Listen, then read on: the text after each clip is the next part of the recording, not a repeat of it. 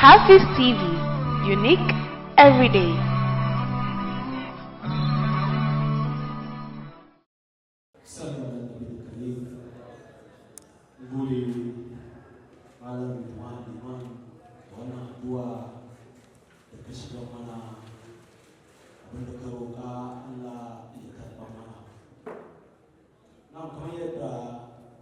na yi gabatarwa yau rana ce ta musamman ga al'umman musulmi da farko al'umman zango sannan kuma duk mai amfani da harshe na Hausa. Wannan dai taro yi shi ne a ƙarshen jagorancin ƙungiya da ake cewa Hausa Youth Ghana. Ƙungiya ce da yake manufan kafata shi ne abu uku duka kuma ya tattara kan abu ɗaya. Shi ne da farko Bahaushe, na biyu mai kishin harshen Hausa, na uku mai cin abinci da ainihin harshe da tufafi da al'adu na Bahaushe. Kenan nan muna nufin kowa da ke cin amfanin harshen Hausa ko da ma ba musulmi ba ne. Inda Hausa tana ma rana to kana cikin tafiyar. Shi sa ba lalle ne sai ma da Bahaushe kawai ba. Na ji ai wannan jawabai baki daya. A bisa tsari dole ne mu ce buga kujera na zama. To amma za mu duba tsari da muka ji mun dace wani masaraki da muke alfahari da shi zai zo zama muna jagora na wannan zama domin mu iya tafiyar da al'amura inda ya kamata. Ba kowa bane wanda zai mana wani aiki shi ne mai martaba sarkin zango albarka wanda yake muna tukawo da shi wato Haji Abdulmumin Bajiga. Jama'a takbir.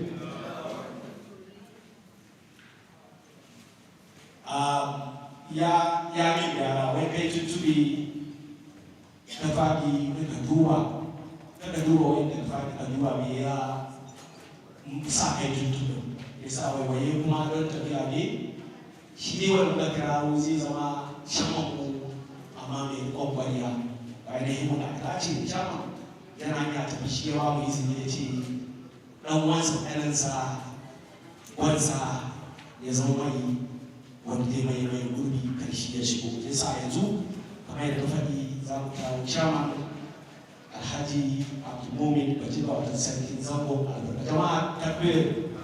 Shi ne zama mana shaman yanzu isa shaman sai ka ba mu da ma naka da ka aji wannan nauyi da aka dora ma ko kuma a aka san haka.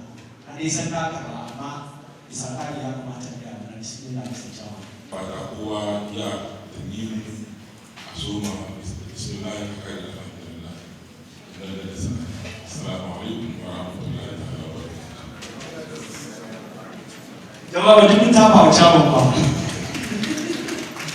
Ya hada mu mana ba ku ne an bushi wata mu mai bantan kona kenan in kama shi a lokacin da shi ma bai sani ba haka labura suke da manya suke wato ba za mu yi kuskure ba kuma mun yi lalle sun kaya da gode. Now, kamar yadda muka faɗa yau rana ce ta musamman muna da manyan baki da muka gayyata kuma na ga ana shigowa. Mu ne Hausa yi wannan sabon salo ne wanda shi ne karo da farko da muka fito da wannan salo. Ba mu yi gwaji ne kuma mun sani in dai har ya samu tafiya za mu yi periodic ne. Shi ne akwai mutane namu na zama da muka gayyato su muka ce su zo su ba mu ilimin su don su yawa muna ganin ilimi ƴaƴanmu ne na zango mutanenmu ne na zango abokananmu ne da su muke rayuwa amma ilimin kusan kan talabishin so da yawa muke gani ko rediyo isa yau muka kira wasu muke neman ƙwarewarsu ta huskoki daban-daban da maudu'ai daban-daban da za su trade mana. Kan mu yi acknowledgement mun nemi mu ambaci sunayensu ɗaya bayan ɗaya suna nan mana san sun zo gaba ɗaya sun tashi so tafa musu sai an jima lokaci ya kai mu kira su ɗaya bayan ɗaya da farko muna tare da ainihin malam irbad ibrahim na san mutane da yawa sun ji sunan nan amma ba san shi ba ga shi nan yana sannan muna tare da ainihin alhassan bello ɗan rakiya shi ma yana nan tare da wadatar biyu sannan an ce an ga sunayen maza zalla me yasa kuma mun gayyato magajiyoyi a sanadiyar haka ba mu bata lokaci ba mun samu dokta nasiba toy tana nan tare da wani tana tare da wannan aiki sannan shi wannan bawan na shi ma sunan shi ya shahara ko ina sunan shi kawai muke ji yau kuma wata iko Allah mun same shi wato Adib Sani yana nan tare da wayannan bayi Allah guda hudu da nan lissafa su akwai dalilin da yasa na haka saboda kusan su wane ne yau za su taimaka mana mu yi gaba Allah ta ba musu baki da to za mu shi aiki saboda lokaci ya riga ya ɓaci farko za mu gayyato resource person na farko ta wannan lokaci ya kamata da ya ce wani abu mu barka da zuwa kuma wacce da ta yi wani aiki ko ne wanda ta yi wannan aiki mace ce muna ji da ita musamman kungiyar mu na Hausa da Ghana za ta zo da ɗaurinci uku ga uku barka da shigowa wannan fili. Hajiya Samiyatu Asim of Zaki Clothing. Ba ta wa ta ba ta ne. Za ta zo da With your permission, our eminent chiefs, Mr. Chairman, Magajioi, special guests, respected elders, youth group leaders of the Zongo community, ladies and gentlemen, I greet you with honor and respect. Assalamu alaikum wa rahmatullah wa barakatuh. We gather here today to acknowledge and celebrate your tireless efforts in maintaining the rich cultural heritage and traditions of our community. Your leadership and wisdom have been the bedrock of our society for years, and we are eternally grateful. This workshop is not intended to supplant your authority or expertise, but rather to collaborate and complement your efforts. We seek to work together to identify areas where we can improve and innovate, ensuring peace, security, and unity in our communities. We recognize that your experience and knowledge are invaluable, and we want to tap into that wisdom. We invite you to share your thoughts and concerns, and we are open to addressing any topics you deem necessary in future workshops. Your input will shape our agenda, and we are committed to supporting your vision. As we navigate this election 2024 in Ghana, we recognize the need to address the negative narratives surrounding our Zongo community, particularly among the youth. We aim to change the narrative that perpetuates harmful stereotypes and instead promote empowerment, inclusivity, and collective progress. Let us work together to build a brighter future for our communities, one that honors our traditions while embracing progress and positive change. Thank you for your dedication, leadership, and participation. May this workshop be the beginning of a fruitful and collaborative journey. We extend our heartfelt gratitude to the National Chief Imam of Ghana, His Eminence Sheikh Dr. Osman Nuhu Sharibitu, our patron Sheikh Malan Yahya Amin, and also Hakimin Kaulin Alhaji Yusuf Mezongo, whose house has been a home to Hausa Youth Ghana. Sarkin Samarin Ghana Alhaji Salisu Maude, Father and Sarkin Hausawa Ankara and environ, Father and Sarkin Kwashiman, Father and Sarkin Hausawa Nima, Father Sarkin Fadama, Father Sarkin Kanuri, Father Sarkin Zangun Tuta, and many sponsors and supporters that have come to our aid whenever we call on them. Not forgetting our esteemed resource persons, Irbad Ibrahim, Al-Hassan Bello, Dr. Nasiba Tahir, and Adib Sani. Thank you and wassalam.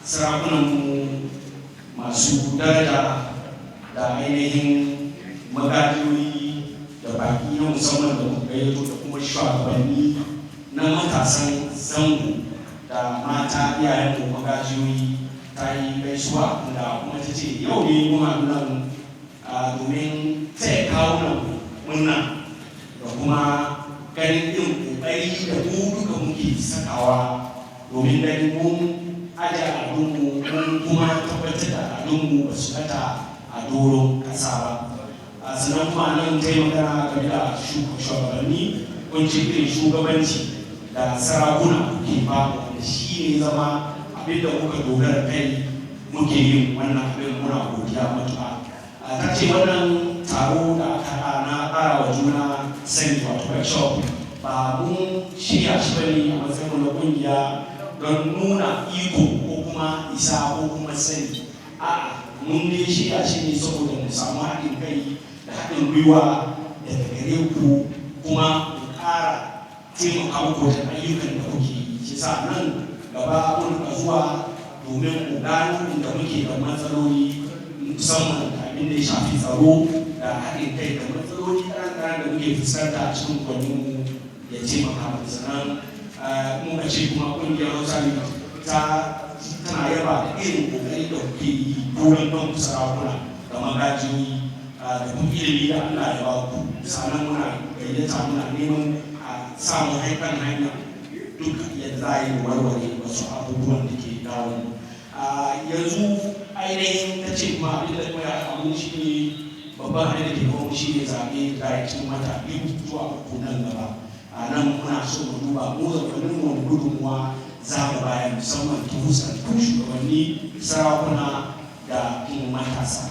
Wannan shi ne babban abin da ake ta ƙari da miƙa godiya zuwa ga mai daraja national chief imam dr usman nuhu sharibitu da shek malam yahya amin da hakimin kauye a jinsi mai zango wanda tilas ne a mai sunan shi saboda mutum ne da ya ba mu gidan shi ya zama shi ne mu gidan duk abin da hausa ne za su yi muna kama da wannan gida mun gode.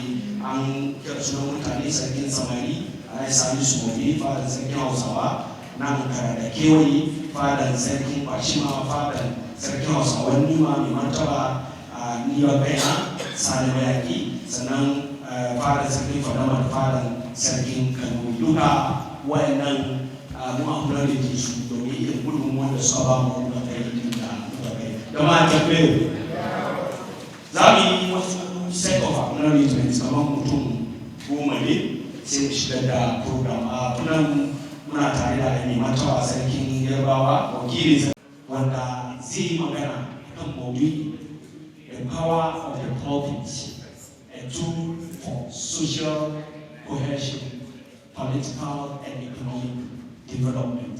Wato amfani da ko ainihin ƙarfi da darajar da membari yake da shi wanda za a yi amfani da shi wajen haɗa kawo da al'umma ta fuskar siyasa da kuma ci gaban al'umma. Ba kowa ba ne alhaji malam ibrahim da ma da mata wa ne zai zo ya mana jawabi na minti 20 sai shi da rana Jama'a assalamu alaikum wa rahmatullahi wa barakatuh. Na yi matukan murna sosai da wannan rana. Ina ga manyan sarakanmu, sa'annan kuma ga iyayenmu mata, sa'annan kuma ga 'yan waye matasa. Kuma na yi murna sosai. Na ga wasu abokan tahiya yau. Dan wa Adib Sani shekaru da yawa ba mu hadu ba, na yi murna da ganinka. Aka kuma dan mu Bello Alhassan ba mu taba haduwa ba, haduwanmu na farko kenan. Sannunku da aiki. Kun haskaka huskan 'yan zango da musulman bakin Ghana baki daya, hasatan matasa. Allah kara karfin gwiwa. Iyaye na magana na a gurguje. Maudu'in da aka bani in tofa albarkacin baki na kai shi ne mimbarin da ake amfani da shi a masallaci, a ire-ire wurare kamar aka, sa'annan kuma fada na sarakai, sa'annan kuma magajiyoyinmu iyaye. Me za a yi da wannan dama da aka samu, kuma wani tasiri wannan zai samu kan lamarin zamantakewan da ke tsakaninmu, lamarin siyasan da muka zabi, lamarin tattalin arziki da sauransu. Kuma jama'a, in za a yi magana kan wannan maudu'i, akwai wasu wurare guda 4 da ya kamata mai da hankali. Na farko shine the family values da muke da su. Kasancewa mu musulmai, kasancewa mu mutanen arewacin Ghana, kasancewa mu mutanen Ghana. Na biyu, mu da 'yan wayenmu da suke ba musulmai ba, wani irin alaka kenan tsakaninmu da su. Sa'annan na uku, yasu-yasunmu, kofofi daban-daban na akida, wani irin zamantakewa kenan tsakaninmu. Sa'annan na karshe, wurin tattalin arzikin musulmi don arewan Ghana da kuma don zangon Ghana. Domin jama'a ku gafarce ni, problem guda da muke fuskanta sosai shine lack of generational wealth. Yau in alaji ya kwan babu, in an zo da raba gado, abinda ake tambaya shine matan alaji nawa ne. Sha ce to, in alaji na da kamfuna kamar 4 ne, sha ce uwar gida ki da yaranki kamfanin ga naku ne, amarya ki da yaranki kamfanin ga naku ne. Kuma idan kun waiwaya jama'a, manyan attajiran da muka san su Ghana, imma north suka fito ko middle belt ne ko south nga, za ka ga bayan rasuwansu shekara 5 zuwa shekara 10, abinda suka ajiye na dukiya an ka tambaya sha ce wannan duka sun kone. Amma da ba aka bane. In kakanka makeri ne, ubanka shi ya zama makeri, shi kai kuma ka zama makeri. In kakanka aikin fata yake, shi ga har wayewa ko wannan sana'a cikin familinku. Amma yau ga za ka ga kaman bai jimawa shi ka ga wannan duka ya kone. Saboda shi shawaran da muke ba sarakai, domin lokunta da yawa malumma sarakai na da ikonsu, domin sarki ke na da malam. Wurin raba gado nan manyan sarakai ya kamata a waiwaya a duba, ana apply abinda alkurani ya fadi, ko dai akwai kurakurai cikin lamuran da muke ya kawo mana wanga babban matsala. Domin ka duba ayoyin nan duka fractions suke bayewa, ba absolute numbers Allah ke bayewa ba. Kuma fraction duka kai ka yi shi in percentage terms. So shi instead of a doki company sukutun a ba mutanen da ba su da ilimin run wannan company, an ya bar management su continue da aiki. Management ma an ya samu wasu ma a ciki ba musulmai ba ne, amma kar a narkar da wannan company. Abin da ya kamata na hakki da ya kamata 'ya'ya da mata da 'yan wasu samu, an ya mai da su shareholders. Saboda shi kaga kamar cikin alkurani Allah ya ce li zakari mislu hazzil unsayayn, namiji na samun abu 2 da mace za ta samu. In percentage terms, mace na samun 50% kenan, inda an haife ku namiji da na mace kawai. So shi inda ka bar company baya ce to a doki company a ba assistant ka, a yayin da bata san ilimin tafiya ko kuwa gudanar da wannan company ba. Mutane sun yi su run proceeds da da samu wata ko shekara, sha ce to ungo ko fanga ga naku, ko fanga ga naku, ko fanga ga naku. 'Yan wayen mu Lebanese za ka yi kamar manyan companies da suke da shi daga Ghana, jika ke run wannan company yau. wasu companies sun suna nan ga more than 100 years. Amma attajirin zango, attajirin arewacin Ghana, attajirin musulmi da ya kwan babu 5, 10, 15 years komi ya kare. So shi jama'a na ce wannan sako na farko kenan da zan bayar. Sako na biyu shine family values sun da aka gina mu kai gabanin bature ya zo wanga karkara. An ce addinin musulunci a wannan karkara Hausa Fulani da Yarbawa, Hausa Fulani da Jula. Wangarawa kenan sun yi tasiri sosai na kawo mana addinin musulunci. Jama'a, family values mu dai daga ciki shine da akwai hadin kai tsakaninmu. Da akwai hadin kai tsakaninmu. Yau ga za ka ga danwa da danwa suna gaba don da ya ce ga fatin da nake support, wancan kuma ya ce a ga fatin da nake support. Ba ma mai da hankali ba a zo a jima juna ciwo ko a kashe juna. Amma da jama'a, mu da kuka haife mu baya-bayan gama, da kasko guda mu duka muke cin abinci ciki. Tuwon marance, in baka yi sauri ka zo gida ba gayu sun clear.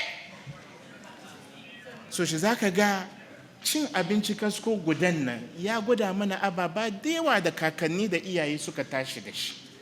Son juna, kulawa da lamarin juna. Da babanka ba mobile phone, ba telephone.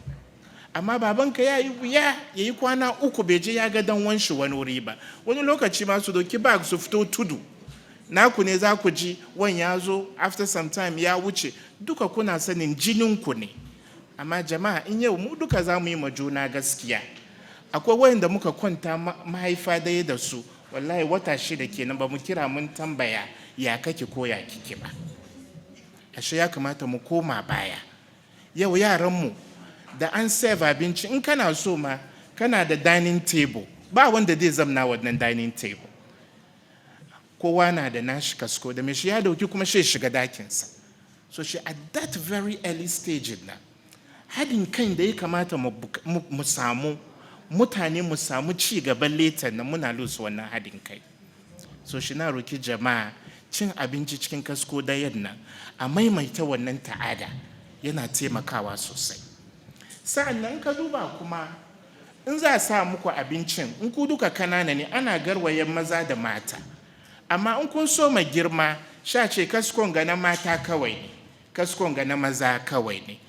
Ai Allah ma na cewa cikin Alkur'ani, walamma wada'atha qalat rabbi inni wada'tuha untha wallahu a'lamu bima wada'at wa laysa dhakaru kal untha. Da uwarin na Maryam wanda leta ta haifi Annabi Isa ta haifu da she erin ta kasance mace, ita kuma tana neman namiji ne. Shi ta ce to ubangiji na haifi dan amma ban same shi namiji ba, a mace na samu, kuma namiji da na mace ba su zama daya. So she at that very level nan ka san rolin ka as namiji, at that very level kuma kin san rolin ki as na mace. So shi ba yau wani zai fito kasan turai ya ce mana ga hakkin mace ga hakkin namiji ba, mun san wannan duka. Na biyu kenan. Na uku jama'a, ya kuma gwada mana equity and justice da kowane society ke bukata. Domin kun ga yau ne yara in an so cin abinci no sha doki nama a sa baki. Wanda kake da more than 30 years duka mu muna cin tuwon duka ne tuku a raba nama. Saboda shi da an zauna no ana pack naman nan gefe a wasa tuwo. In an wasa tuwo jama'a dubai hikiman kakanninmu. Karamin cikinku shi zai raba nama.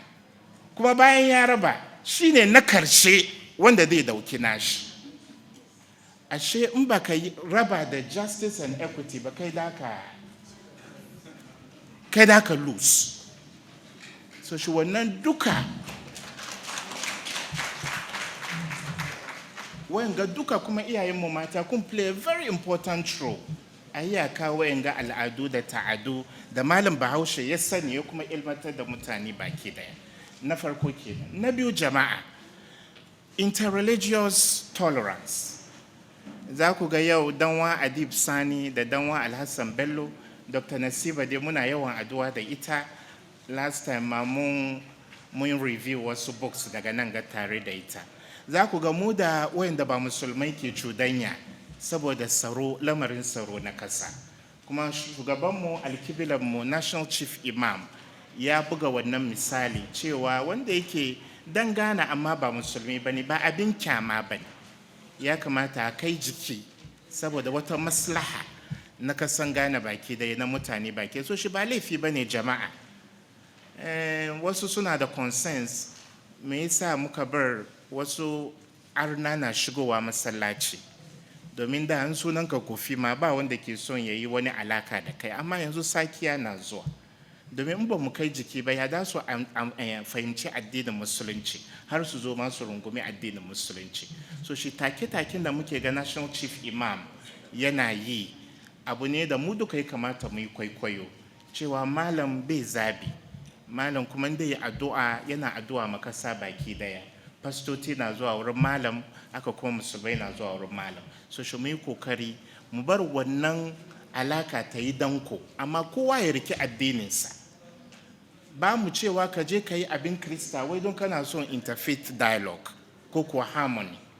Ka yi kishin addininka. Inda addininka ya yi hani ka hannu, inda addininka ya yi umarni she ka yi. Amma cewa a zamna da su kan wata maslaha, hasatan nasarun kasa ba laifi ba ne. NCCE, na ga cikin manyan NCCE na nan, sannunku da aiki Professor. NCCE mun yi aiki da su da yawa in the past. NCCE na su zo su dauke ka, shi su ce kai facilitator ne, shi su kai ka cikin asori, kai da 'yan wayenka Krista ku yi batun peace and security bayan aka kowa ya rike addininsa. Suna su zo su dauke mu su kai mu inner cities kamar Choko. Aje a yi mai azanta da mutane bayan aka kowa ya rike addininsa. So shi sarakai da iyaye da sauran matasa kamar ni a yi kokari interfaith dialogue and harmony na abu ne da ke da tsada, taska ne Allah ya doki ya ba kasan Ghana, sauran kasashe na kwaikwayo da mu yi mu rika sosai. Allah mana katari. Saboda shi idan kun roll pictures nan, in Malam Fahad na nan ya roll wasu pictures da National Chief Imam ya yi rawan a gani, malam dai baka samun irin malam lokunta da yawa ana mana ragowa garin ga saboda muhimmanci da kima na malam. Allah janye kwanakinsa, Allah kara ba shi yawancin rai da lafiya. Saboda shi za ku ga Chief Imam kofan shi abu da yake kowane lokaci. People of other faiths suna zuwa wurin malam, bai jimawa na da sa'aya. So shi za ku ga National Chief Imam yana zantawa da mutane da suke ba musulmai ba ne, saboda maslaha na tsaro da lamarin zaman lafiya na kasan Ghana da ci gaban mu baki daya. So shi Malam Fahad ya roll wasu hotuna da ke gwadawa ba laifi ba ne. Ranar ni da abokana muna fira, na ce musu me yasa wazinmu kowane lokaci ana target yasu mu. Wanda ya zama musulmi aikin da za a yi kan shi bai yi kaman aikin wanda ba musulmi ba. An karawa me yasa ba mu gayyatansu. Ya yi kyau ma bayan sallan Juma'a in anguwan da kike Aibawa ne, kamar kan da ni da Adib Sani da muke anguwa guda, Aibawa na da yawa. In an zo an yi sallah an kare, an ya gayyace su. Sarkin Aibawan unguwa, mutanen unguwa su zo mu da su mu ci abinci cikin masallaci a wasi. Ba laifi ba ne jama'a. In an karawa kenan anguwanka, in asantawa ne, in alaji kana da gida, once in a while kai ka invite su. Ku zo ku zauna ku ci abinci, yaransu da yaranka su yi cudanya, su san juna, saboda baya ya yi kyau. Musan kaman addini dai ya raba mu, amma zamantakewa mu bai kamata. So shi za ka ga National Chief Imam Pama Bako, kowa ya san Pama Bako. So wanga kuma shi ne former head Pentecost Avenga Church. Malam bai zabi, kowa na iya zuwa. So shi mu kuma wurin aiki, wurin neman ilimi a school da sauransu, mu yi kokari mu exhibit wanga. Magana na biyu kenan. Sauran maganganu guda biyu shin da sa'aya. Magana na uku shine abin da ke ci mana tuwo a kwarya iyaye na shine lamarin akida, bambancin akidan da ke tsakaninmu. Wurin wannan dai in an ce in score Ghana 0 to 10, na ga score nan ya zo kasa sosai, bai yi kaman wanda zan ce kamar muna da alaka da 'yan Krista. Za ka ga yasu mu akwai keta, akwai kiyayya. Yau ka zama ahlus sunna, wani ya zama ahmadiyya. Me shi ya kusanta da kai ma ya fi da wanda ba musulmi ba. Yau ka zama tijaniya, shi wani ya zama ibadiyya ko istikama. Me shi ya kusanta da kai better than wanda ba musulmi ba. Amma jama'a, watakila an ba amata iska. Indan shi a ya shigo masallacin ahlus sunna ya ce zai yi musu magana. Watakila an ba amata iska. Indan tijaniya ya ce zai je masallacin ahmadiyya ya je ya ba su sallah. Amma yau akwai kristoci da suke son mukami na duniya. Mun zo ma mimbari muke ba su yi magana da mutane. Kaga wani aspirant ne yana so ya zama MP ko tana son ta zama MP. Sha bude mata kofar masallaci mimbari ma ana zuwa sa. Maikin da malam ya doke ya hutu ba a ce ingo ga yama jama'a abin da kike so ko kake so saboda wata maslaha da ta shafi mu duka. To yau na laifi a ce mu yasu mu ko da yake akwai bambancin akida mu yi ababa tare. Wannan yaki mun yi amma in ka yi duka kaman bango ne in ka pushin ka back. Kuma in ba mu achieve wannan ba karo za ta yi za ka ga zakaru ne guda. Yau Allah ya ba mu Adib, ya ba mu Hassan Bello, ya ba mu Dr. Nasiba, aka no guda amma mu samu formidable force, mu samu synergy na yayi wuya. Amma in resources, human resource da capital resource on Ahmadiyya, yazo ya hadu da na Tijaniya ya hadu da na Shi'a ya hadu da na Istikama, zaka ga mun yi karfi. Wala tanaza'u wa fatafshalu wa tadhhabu rihukum. Aka malam yace cikin wani zaman da aka yi kwanaki. Wai ka ku yi gaddama sakakkaninku, domin in kun yi gaddama karfin da ya kamata ku samu ku yi tahiya as musulman nan kun yi rashin wannan karfi kuma kun fe. Kuma yau gan ka ce musulmai in the health sector, education sector, za ka ga mun fail inda za a yi majuna gaskiya jama'a. So shi jama'a yi kokari, ni na ga ka bi shi a sallah kai ahlus sunna ba laifi ba ne. Ina ga ka bi ahmadiyya sallah kai tijaniya ba laifi ba ne. Kuma muna magana kan ilimi ba jahilci ba. So domin jama'a yau ga hajin da 'yan waye suka te sakaran jiyan ga, saboda Allah cikin akidun nan duka waye ce tawafin shi New York ko Morocco za shi yi. Duka an hadu wuri guda, daga Makka aka je aka yi tawafi. Layyan da muka yi sakaran jiyan ga waye ce shi ba babban sallan shi kenan ba, yana jiran wani babban sallah daban. Mu duka lokaci da ya muka yi. Azumin da muka yi wancan lokaci waye ce ba lokacin azumin shi ba, cikin akidun nan duka. To ina bambanci jama'a. A bar ma Allah sauran, amma abin da ya shafe mu mu hadu mu yi bayan aka kai ka je da akidan ka gida. Ina ga wanga sako ya mini very important tunda na samu wanga dama nanata.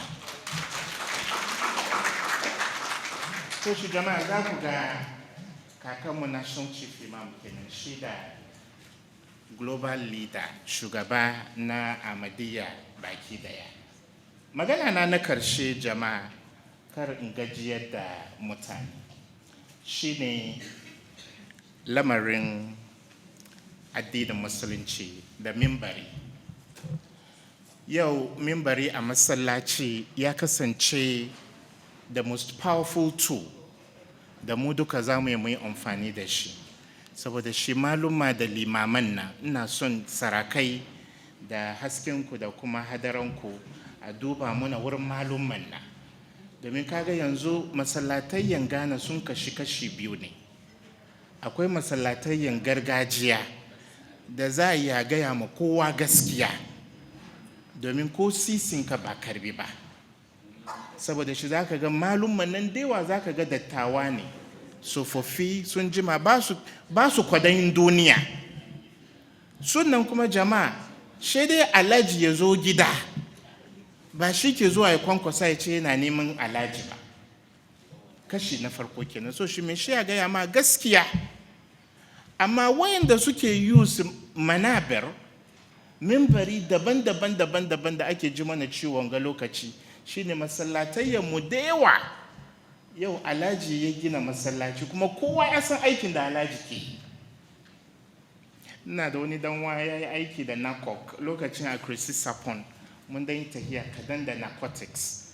Ya ce mini wai in sun yi investigation su duka sun kama drug peddler, imma an ce sa jikinka ka kai turai ne ko a hadunan ga a sayar, an ce mai wane ne shugabansa, wane ne mai gidansa, shi ce sunan mai shi alhaji kuma yana East Lagos. Kowa shi ce ma a bossun shi ne wani alhaji, kowa kuma yana East Lagos. Kuma ka fita neman alhaji ala zai na dewa wani ciki ba ganewa. So shi zaka ga mutum ya gina masallaci kusa da gidansa, kowa ya san kaman drug baron ne, liman ma ya sani. Amma mimbari da yake abu da yake da sarki, annabi sallallahu alaihi wasallam da mimbari yayi amfani ya saki duniya baki da ma da lahira. Shi kaga wazin nan hutuban nan yana dodge, malam na dodge hutuban nan. Domin alhaji ya zo shi sitin shi ma daban ne, wurin da yake zama yi sallah ya kuma ya zo late hour. Kowa ya san kaman ga mai gidan da kanshi ya zo, kuma kowa ya san ga aikin da alhaji ke. Saboda shi sarakai a yi kokari a duba wurin welfare malumma. Yau wani na nan kace zama ladan, wallahi bai zama ladan, wani ka zama ladan ka zama talaka. Me yasa ba ka zama talaka? Asuba ka zo ka kira sallah, 1 o'clock da 3 o'clock da ake gwagwarmaya office, baka je office ba, baka je ka bude shagonka ba, ka zo ka kira sallah. Maghrib da lisha ka zo ka kira, ya baka talaucewa. So shi wasu gayun kace su kira sallah, shi an gaya mai kaman kai yawan kiran sallah ka zama talaka. Amma inda mun bi daki kan da addini ya fadi, ashe yau ma da ya kamata in an zo masallaci ko kuwa za a yi na kiran sallah.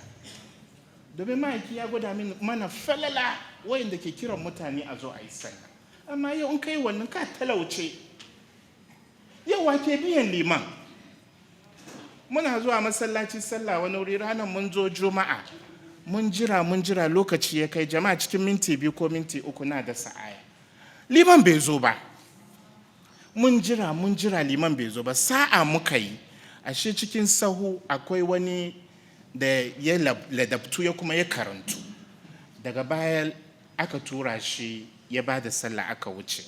Shi wani attajiri ya taba ni, ina cikin sahun. Attajiri ne sosai, kuma rafani na ne. Shi ce mini, wai in tambayi mosque committee, shi ya doki nauyin transportation malamin na zuwa sallan juma'a har bayan ransa. A jama'a Allahu akbar, dai Allah ba da lada na niyya, domin amma alhaji ya fita ciki. Last time da na je tambaya na ce ga abin da ya gaya mini, na ce to ni ko na isar da sako wa alhaji, an follow up, alhaji bai yi ba. Amma yau ga jama'a za ka ga liman ka ya zo ya ba mu sallah, ya ba mu kutuba, duban nisan unguwansa, watakila ama sama ko kasuwa zai fito. Ba make provision about welfare liman ba. Yanzu liman zai doki mota nan ya sauka nan mota, kaga liman ma ya zo 5 minutes to kutuba yana zufa ya gaci. In bai sa'a ba ma pickpocket suna ga kaman takardan kutuba wani kudi ne, ya zo ba kutuba aljifin shi an sata. Sau shi inda mimbari ya samu kiman da yake bukata. Yau yan siyasa sun raba sakakanin malumma. Yau manya-manyan malumman gane kai ka ce malamin ga fatin da yake bi, malamin ga fatin da why bai bin wannan fati? Community bai duba shi ba. Community bai kula da lamarin liman ba. So shi an politicize mimbari na masallaci. Kuma komi karshe iyayenmu sarakai ya zo ya kare karkashin tafin kafafuwanku. Idan sarakai sun ba da tallafi na welfare na malumma, irin ci gaba da lamarin tsaro da muke bukata za mu samu. Kadan da zan faɗi ke ga wanda muka yi daidai Allah ba mu ladansa, inda muka yi kuskure kuma Allah ya fi mana. Wassalamu alaikum warahmatullahi wabarakatuh.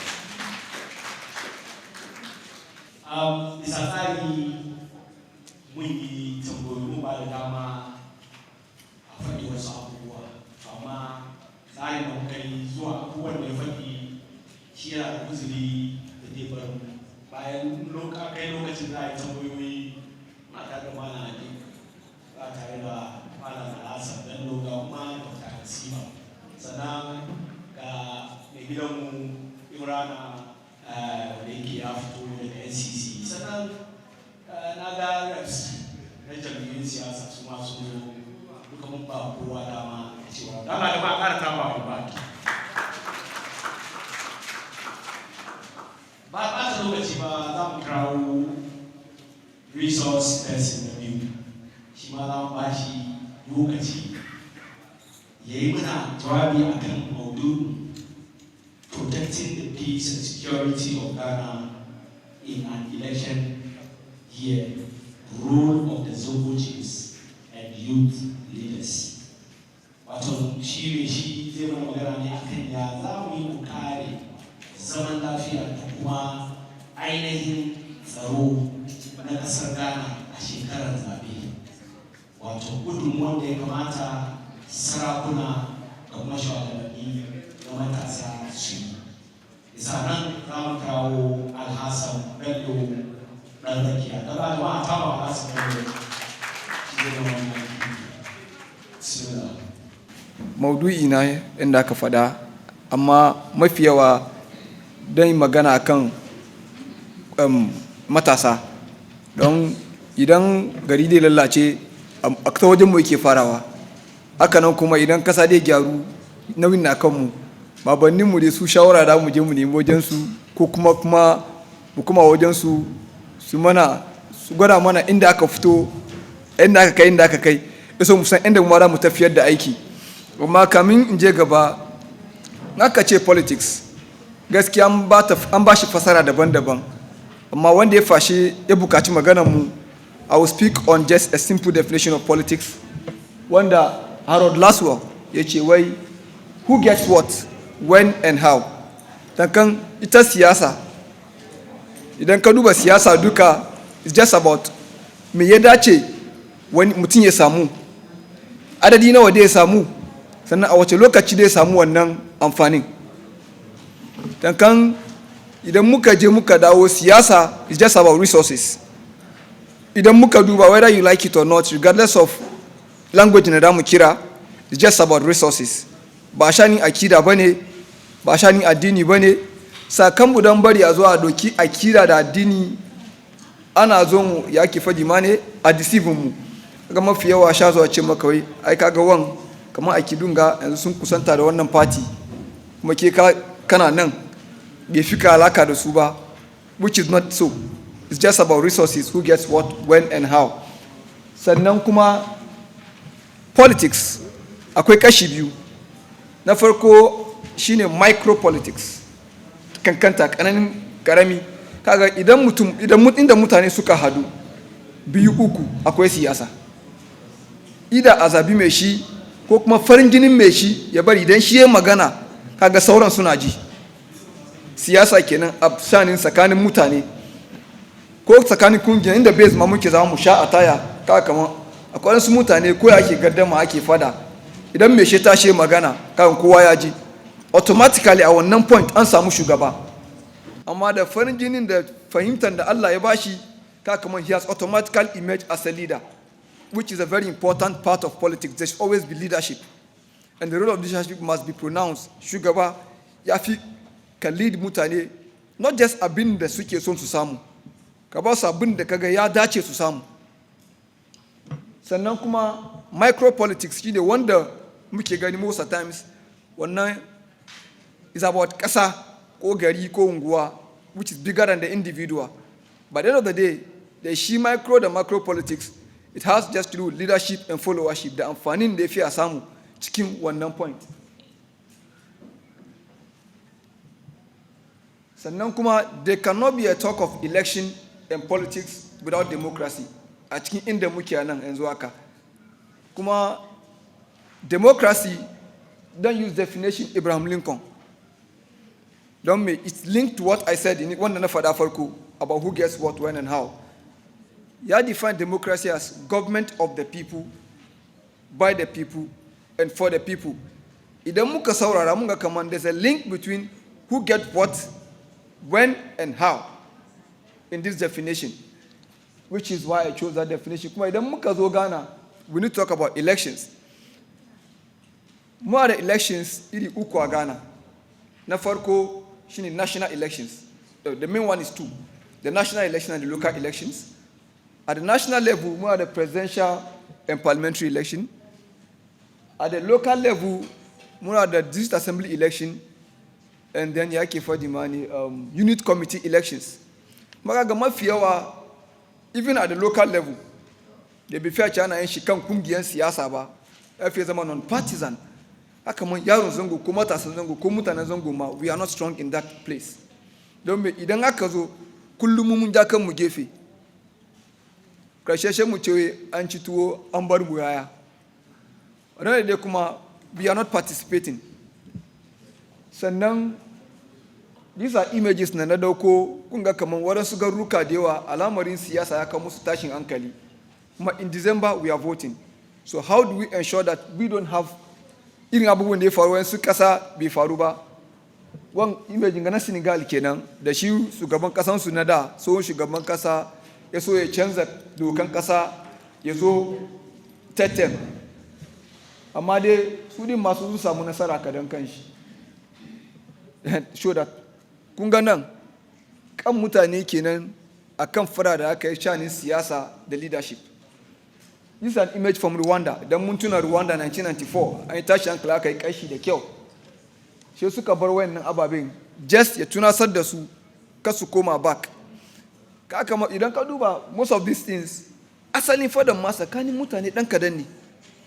Amma sha doki platform a kira matasa a rude su a ba su makaman yaki su je su ci gaba suna ta barazana suna bata gari. Sai ka je ka ruba at that point wanda ke lead wannan tashin hankalin su ba yayan su cikin. Now yanzu dan zo kan the role of the Zongo youth. Na da kokarin in lay foundation to where I'm going. Kaman na farko the first important yaron Zongo ko matasan Zongo ya fi ka samu individual self awareness. Ka san kanka ke wane ne, ina ka fito, ina ne gidanku, ya al'adan mutanenka yake, sannan ke da kanka talentin da Allah ya baka da potentials ɗinka what are they? Idan kana da self awareness ya yi karfi wani ya zo ya rude ka ya ce maka je ka yi opposite to what abin da ka san dai amfanar da ke kan who you are. So na farko as youth we need to be aware of our potentials, our talents, and then the ways and means to achieve them. Sannan secondly mafi yawa idan muka zo wajen siyasa ko wajen voting mutumin zango muna samun matsala wajen samun takarar kasa. Kaga da ya faru haka nan she mu fara zanga-zanga and some kind of demonstration and some kind of violent act. Idan ya faru haka nan mu yi kokari mu bi dokan kasa, mu use the laws and regulations of the country to be able to express our grievances. Mu nuna wanda yake faɗi ma ne disagreement mu akan abin da ya faru, amma ba da tashin hankali ba, ba da bata sunan zango gabaki daya ba, ba da kuma bata sunan matasan zango ba. The typical example, idan na shigo class aka da nake school, sha tambaye ni are you a student? Idan na so shai kaman ban ji ba. Idan kuma ina son in decide in ba mishi answer, cin zaunar da shi, in fahimtar da shi kaman. A tama kamin a fara reading and writing in some part of Africa, babanninmu, Hausawa, Fulanawa, da inda Musulunci je in West Africa, ana reading and writing. Kuma idan ka duba, this was the dressing then. So this is not a symbol of Boko Haram. But it's a symbol of fahimta, ilimi, enlightenment. Sa gyaran zango, idan ka bari aka doki wai wani yayi aka, she aka zo aka laka maka, you are not able to defend yourself. Da kuma zango da kanshi, asalin zango ma da kanshi ka cuci kanka. Sannan kuma in zango muna need community self awareness. Idan muka duba zangon nan mu dewa, asali kasuwanci ma kasan Accra a tari ana fadi muna. The market was controlled by us. So the question is, me yasa yau idan ka zo ana batun fada da tashi hankali she mu ake nunawa, amma idan aka batu tattalin arziki da sauransu ba nuna mutumin zango. Magana kamar there is no town ba wani gari babban gari cikin ko Ghana yau da da ka je baya da nashi zango. Kuma idan ka dubi wannan ka kaman the zango is so important that the two biggest political parties in these countries soon create wings that just focus on the concerns of the Zongo youth. We have the Nasara wing for MPP, and we have the Zongo caucus for NDC. The Zongo itself has a strategic importance to these political parties. In the Kagadan siyasa ya zo duka akwai abinci wajen ne, idan ba abinci bai zuwa, idan ba dalili ba dai zo ba. So the question is, ya da mu ya mu position kanmu so mu doki wannan importance da aka bamu mu ci amfanin shi. Sometimes we need to use demographic importance here. Ni na dai wayansu sun fara kokari kamar Mr. Mahmud Jaja a kwantan da yazo yi kawo digital zongo project like ya samu data information da daiya mu san adadin zangonnin da ke cikin Ghana da kansu kage dan ba ku san adadin zangonnin ma ba we demand what we need ba. So first of all, we need to have a clear data that identify the number of zongos we have in the country, and then we can begin to use that to make our own demands. Sannan kuma mafi yawa kamar da babban yana irba da fadi kagan saboda akida da wani bambanci cikin addini ana kyaman juna ba a shawara. We need to have inter-community dialogue, mu ta shawara da juna. Cikin zango da mu da kabilu daban-daban, amma abu biyu haɗa mu na farko shine addinin musulunci. Na biyu kuma harshen Hausa da muke fadi. A ta arnan ma da ke cikin mu kace kana masa cushe na maka Hausa. Sanan dadin Hausa kenan.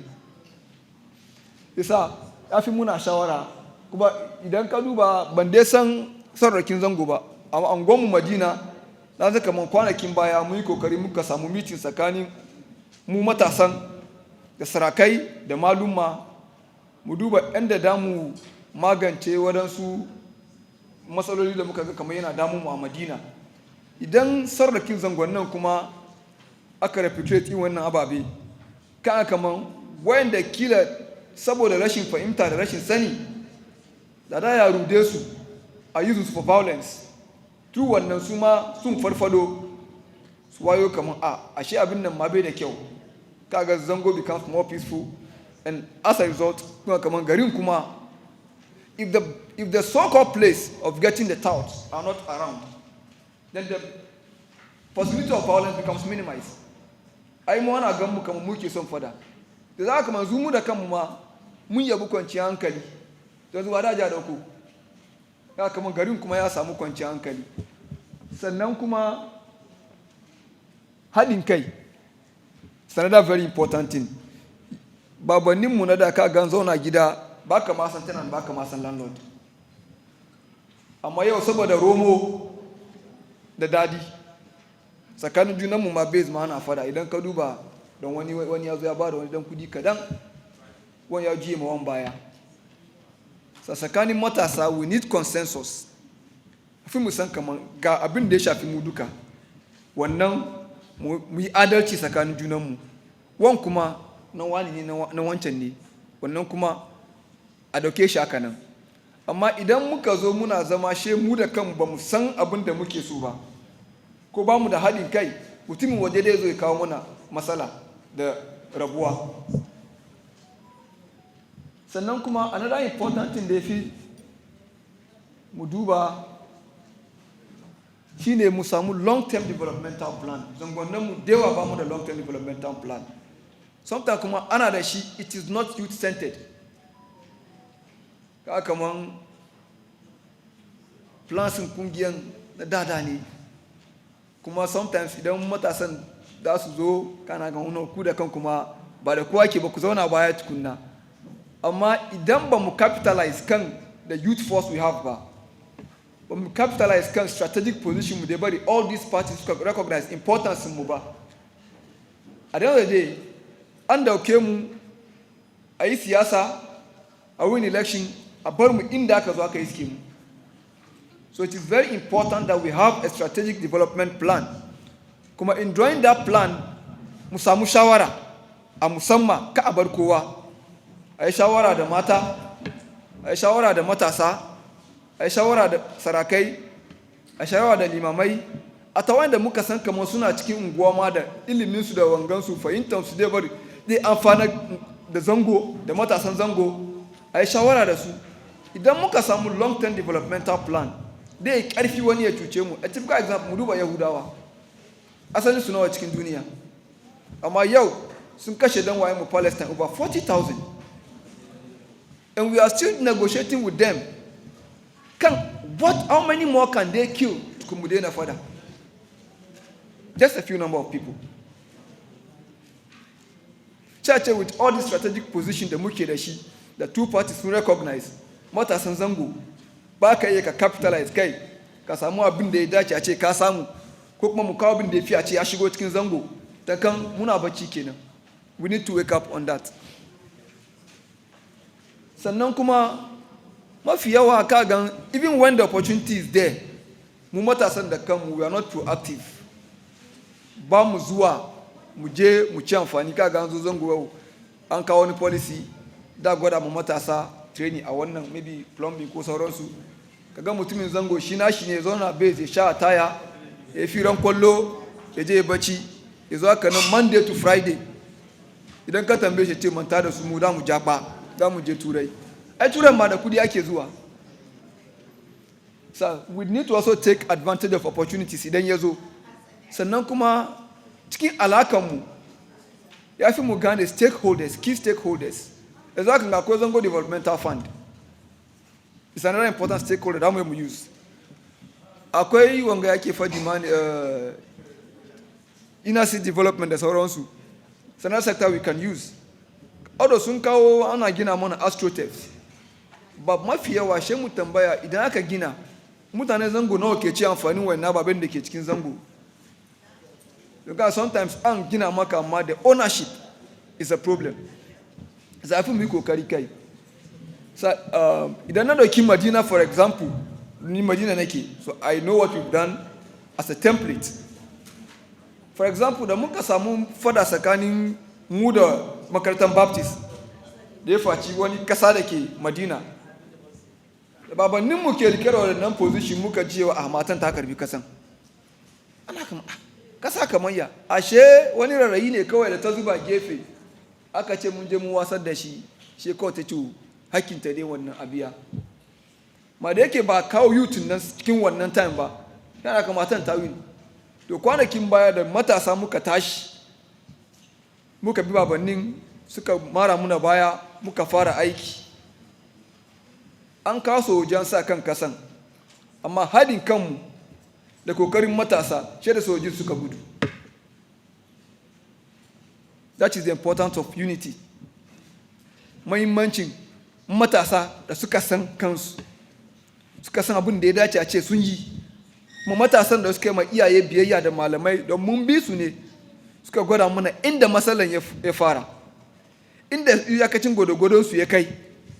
Shi ma muka san irin matakin da mu ma damu dauki.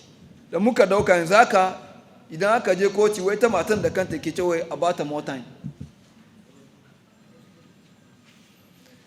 Isa as a Zongo youth idan wani ya zo sannan kuma ya fi mura da wani abu very important saboda social media shi na so manta isa ban sa shi nan ba.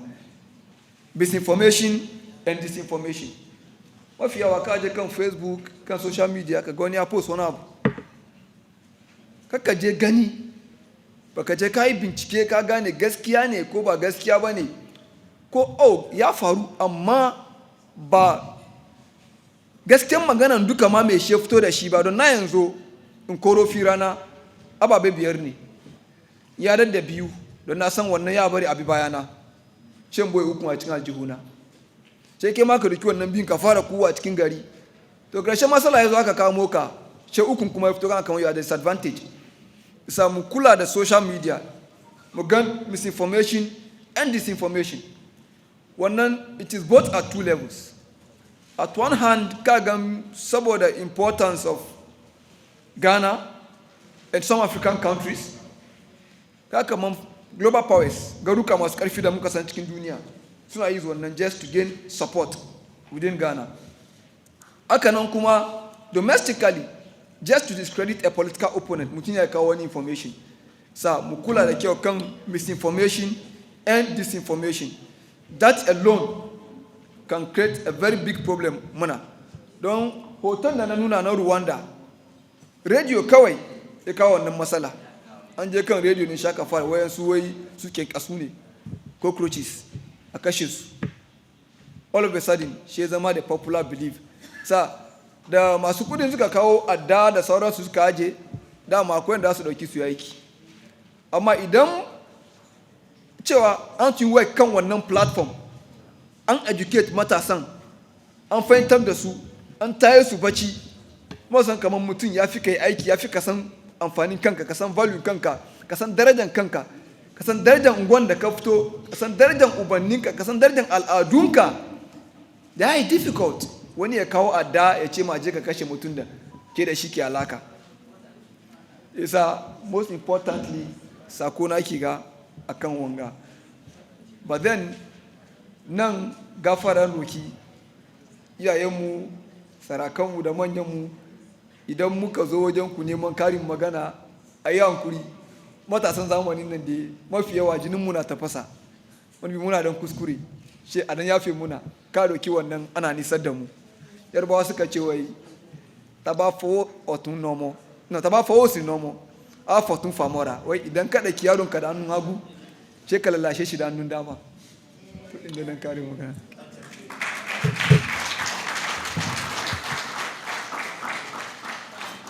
Mun gode da Allah har yanzu zai tabin bebin ba wa ƙara samun ba.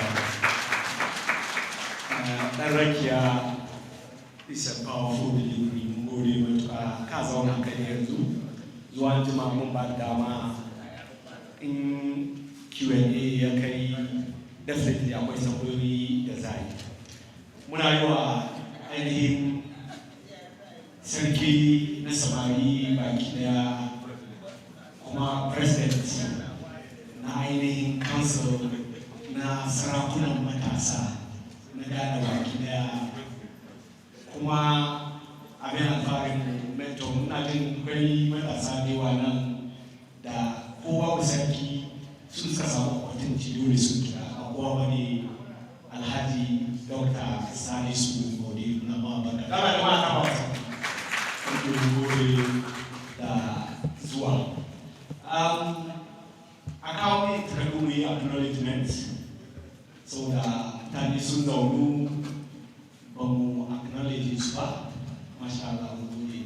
Da farko muna yi wa babanmu wanda muke alfahari da shi sarkin Hausawa na wannan tarihi ta baki da Alhaji Ibrahim Abongo na mabarka da zuwa. Sannan muna tare da mai martaba sarkin Hausawa na Lafa Garima Alhaji Abubakar Sadiq. Sai kuma mai martaba sarkin zangon albarka wanda shi ke stiya HAFIZ a madadin ɗan'uwansa Alhaji Salisu Kwaude wato sarki Alhaji Abdulmumin Kwajika don a taɓa mu. Sannan muna tare da babanmu kawo Rafa ne mamin alfaharinmu musamman mu yan jarida sarki na zangon ya baki daya kuma biya gode na council Dr. Lamino Sise muna ma barka da gode. Sannan muna tare da ainihin sarkin kwatakwarawa na magobi Alhaji Suraj shi ma yana nan tare da mu. Alhaji Suraj. Me yasa na zama mai farin ciki? Abubuwan da muka tashi muka ga wasu communities suna yi ya kawo musu ci gaba sosai. Mu ma yau mun same shi cikin zangonninmu muna yi. Jama'a takbir. Tafiyanmu especially wanda Hausa youth suka hada wani abu ne da ba mu saba ganin shi cikin zangonninmu ba, amma wani abu ne kuma da yake da muhimmanci sosai. Shine me a hada wani abu kamar workshop haka, a kawo mana ƙwararru masana waɗanda suka sani su zo su wayar da mu ilimi na zamani, kimiyya, fasaha, duka su zo su gwada mu yadda za a yi mu kawo ma zangonninmu ko angonninmu ci gaba. Jama'a shi ya kawo haka. wannan abu bature na ce mishi it's a novelty. Tunda na tashi ni dan yaro ne, amma kuma na tashi da manya, na ga abubuwa da yawa. Ba mu taɓa yin wani abu haka da muka haɗa sarakuna, opinion leaders, muka zo da su, muka ce za mu kawo masana su zo su ilmantar da su ko su wayar da mu ina muka fito, ina muka kai, me mahanganmu, ya za a yi mu kai wurin, ya za mu kwato kanmu 'yancinmu. Jama'a takbir, mu gode ma Allah sosai. Na kuma yi matukar farin ciki cewa da muka tashi nemo resource persons, abinda bature ya ce resource persons da za su zo su karar da mu, ba mu je waje ba, ba mu je mun dauko Professor Bene ba, ba mu je mun dauko Professor Atukwe Ukain ba, ba mu je mun dauko daga cikinmu 'yan uwanmu waɗanda muka yi rayuwa da su, su ne waɗanda za su zo su ilmantar da mu ko kuma su wayar da mu kawai. Wannan ma ni'ima ne kawai da Allah ya yi mana da bai kamata mu yi wasa da shi ba. Jama'a, kamin in zo in tsaya nan, an samu waɗanda suka zo suka yi maganganu da yawa. Kan mu zauna kawai mu saurare su mu tashi mu tafi. Akwai ilimi da yawa cikin maganganun da suke yi. Mu ɗauki waɗannan lectures da aka bamu. Idan muka koma anguwanninmu, gidajenmu, garurukanmu, mu je mu yada wayannan maganganu. Mu ma mu samu community, masallaci ko menene, mu ajiye su. Ga inda muke, ga inda matsalar mu yake, ga inda muke so mu kai.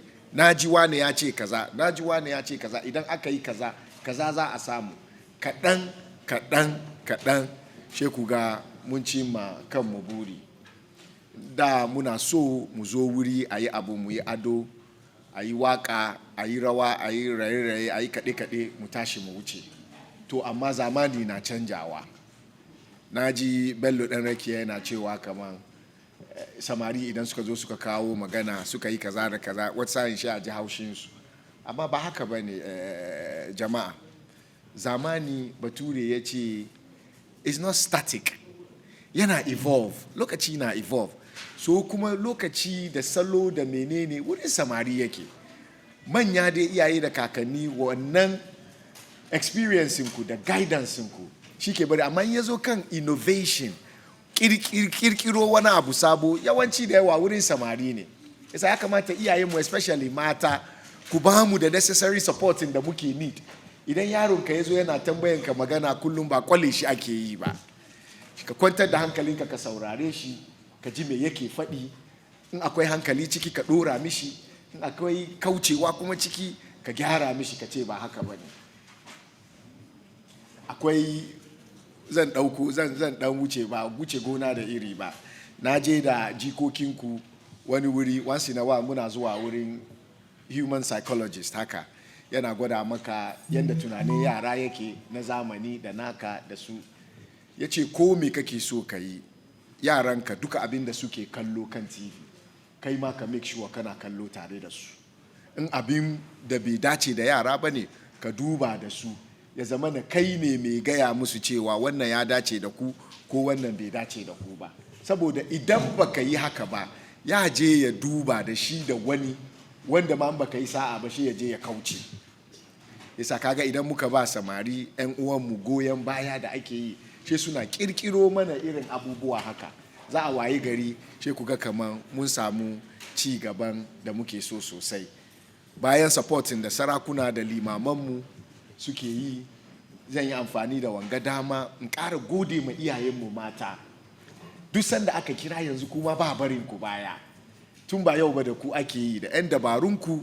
Idan iyayenmu maza ba su yi kokari sun zo ba, ku kuke dabara, ku dan ɗauko abin da aka tanada a sayar, a biya mana school fees, ku ga kun sa mana sababbin kaya, ku ga kun bayar da gudunmuwa sosai. Muna gode muku. Yau idan kun gan mu tsaye nan, addu'owinku ne da kuma taimakonku da kuka bayar yasa har muka kai inda muka kai. Amma kar ku gaji. Hausa Youth, Allah ya saka muku da alhairi da kuka kirkiro wani abu irin haka wanda zai wayar da jama'a. Mun gudu daga wannan a taru kawai a ci abinci, a shiga hudu a yi menene. Yau mu ma mun shiga forest and symposium, mun fara workshops. Jama'a takbir. In kuka ga na zarce ku yi min afuwa. Na ji daɗi sosai cewa mun fara wani abu irin haka cikin communities mu. Abinda muke yi kawai ba za mu dame ku da magana da yawa ba, mu ɗauki wanga abin da muhimmanci.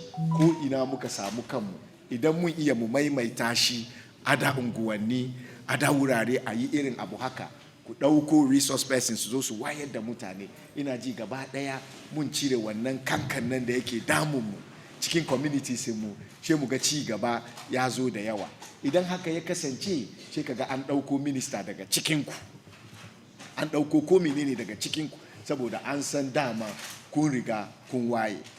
Da muka fara wannan awareness Hausa Day, mun fara muna da wani buri ne da muke so mu cimma kanmu, saboda mun fuskanci abubuwa da yawa cikin community da muke ciki. Shi ne me, mu 'yan zango ne, amma idan aka waye gari shi a ce mana kaman kai ba ɗan Ghana ba ne, ko kai ba kaza ba ne, kai ina ka fito kaza kaza. Abu ya zo ya dame mu, muka rasa yadda za mu yi. Da muka samu wannan platform muka yi amfani da shi, ba mu mantawa shekara 2 da ya wuce tsohon shugaban ƙasa John Dramani Mahama muka gayyace shi, ya kamin wani ya zo, shi da kanshi ya zo wurin yana zaune yana jiran mu. Your Excellency, ya aka yi lokacin da aka baka? Ya ce a harkar 'yan zango yana kan zuciya. Muka Your Excellency, kai dai ka tashi ka ɗan zagaya ka je wani wuri har kamin jama'a su zo. Ya ce a'a, ni ma ɗan zango ne, na zauna har kafin jama'a su zo. Jama'a takbir. Da ya tsaya wannan lokacin, she ya yi wani magana. Akwai dalilin da ya sa na ɗauko wannan, jama'a, ni ba siyasa nake yi ba. Da ya ɗauko wannan maganan, she ya ce mana kaman shi ɗalibin history ne. Ya ce ba za a iya ɗauke contribution 'yan zango cikin socio-economic development in Ghana gaba. Ya kuma ce citizenship is not by ethnicity. Ba shi lalle kai Ashanti ko Gan shi ke gwada kai ɗan Ghana ba ne. To jama'a, wanga maganan da ya yin kawai shi ya ƙara bani ƙarfi da ƙwazo, cewa duka wanda zai tambaye ni ya aka yi kai ba male ne, ko kai ba zabar me ne, ko kai ba ya aka yi ka ce ka zama ɗan Ghana. Kaga shi in ce mishi citizenship is not by ethnicity. I am a Hausa, but I am a Ghanaian. Wannan kawai kun ga ya wadatar. Ire-iren su haka muke so labari ya yi ta fita haka. Duka wanda zai challenge ka ya ce kai ba ɗan Ghana ba ne, the onus is on him to prove kai ba aikinka ba ne. Shi yasa na yi kuma amfani da wannan dama na gode ma shi former President Excellency John Dramani Mahama. Har wa yau ina magana da Mustapha Maslok yake ce mini kaman ya ce duka abin da za mu yi as Hausa youth yana nan ya ba mu gudunmuwa. Allah saka mishi da alhairi, shi ma bukatan shi da yake nema na alhairi Allah biya mishi. Sallallahu ala nabiyil karim wa ala alihi wa sahbihi ajma'in. Dr. Alhaji Salisu Maude, shugabanmu na matasa. A gurguje, tun da dai kama ambaci Alhaji Mustapha Abubakar, mun gayyato bangarorin biyu cikin kun Allah, kuma shi ya zuwa madadin jam'iyyar NDC, kuma akwai uzuri a gaba suna kan kamfe. Salam bashi minti 2 ya ce muna wani haushe ya sallame mu. Alhaji Abubakar Mustapha Abubakar shine shugaban kasar tsohon shugaban Maslok min gafara, a yanzu shine babban hadimi na wato former President John Dramani Mahama. Jama'a tambaye. Na gode kwarai sarauta, manyan sarakai mu, in ce the youth leader of Zongo, Dr. Salisu Maude, our Magajiyas present, Jama'a, Assalamu alaikum wa rahmatullahi ta'ala wa barakatuh. Ina sayi nan ga a madadin tsohon shugaban kasa His Excellency John Dramani Mahama, wanda da ya so ina tare da ku, amma mu duka mun san lokacin da muke yanzu. Jiya ya fito voter regime ya zo, kuma harka ya kama shi da safin ga, kuma ina isa da gaisuwansa zuwa sarakaimu da magajoyinmu cewa kamar yana tare da ku kuma yana gode kwarai da invitation da kuka bashi shi ma ya zo yi wani nasiya kan topicin da aka bamu, especially considering the election year da muke cikin. And I'm very happy with Sarki Salisu with the topic in the kuka kinzuro, because idan muka duba yau ka gan cewa kaman a lot of the damage da muke face a cikin zangonne mu ko cikin garin mu Ghana, it is the Muslim youth who are at risk. In the last election, and I'm sure Adib will be able to explain to you more, mutane takwas aka kashe in the last election, 2020 election. And it was very unfortunate. And peace does not go without justice. Isa in Kaduba, our motto, freedom and justice. Ghana's motto kenan. You are advocate for peace. All of us are calling for peace, but nobody is calling for justice. So, but she's Kaduba wanda aka kache su in 2020. Their parents are here. Some of them are suffering in silence because there's not been any justice. Samira Zakaria, Abdullah Ayarik, Tajuddin, Gaguda Ododio Nanga, they've been killed, 8 of them. And so as Muslim youth, I'm glad that Mundoki Wanga up, that all of us, Sarakem, Wizamunkoma, Gida, Atkin, Father, let's call our youth together and begin to educate each and every one of them about the importance of peace. Because mba peace, neither ke bama misalla. Mba peace, we can't practice our religion, we can't do our work. And so His Excellency John Dramani Mahama, Kowaya Sankamang, he is somebody who has a peaceful character. But then he will seek justice for the people when he comes to power, inshallah. So we see, Sarakai, it is important that when something like this goes against us, we need to rise and ask the authorities what is happening or what has happened to our own people. Amaizamuka shuru, sheyo ankashi 8. The next time ankashi another 20. The next time ankashi 30. Dashi, yazo kekan dienka. When will you rise to speak about some of these things? And so that is the first point in Igesung. Musamo is Gida. Let's organize a workshop. And that's why President Mahama is very happy with the theme of this occasion. And he supports it. Doshi Izankudu Waduba Jia. Kunji Chicken News come away, the NDC has refused to sign the peace pact from the Peace Council. We have a legitimate right. Izan Shemoka Tamba Kama Izan Keni Akakashi Dianka at the Peace Council. Would you continue to engage with the political party or the government who has not given you justice? Nobody will want to do that. Matter. Can you imagine you losing a loved one like your son? And so it's important that when something like this happens, and that is why I'm America. Today, Muruka Mungan Kamang Ana Yake Palestine. The war is between Israel and Palestine. For the first time in the history of America, in the Akakira Musulmai Muduka Suzo Iftar, the White House, Biden, Ekira, President Biden, the Muslim community stood as one people who got boycott, come about to Zua Iftar. Allahu Akbar. Wemi, don't ana kashi, don't wayu Musulmai, like Palestine. That is the kind of kissing they come need the Kimusamu. You cannot kill us and then you come out with rice and sugar and be giving to us and be laughing with you. No. We must stand for our rights. And so, for us, like Sarki Efadi, we must protect our identity. It's important that we use groups like the Hausa youth to be able to promote our Zongo youth. We want to come sit here by next year, how many doctors have we gotten? How many lawyers have we gotten?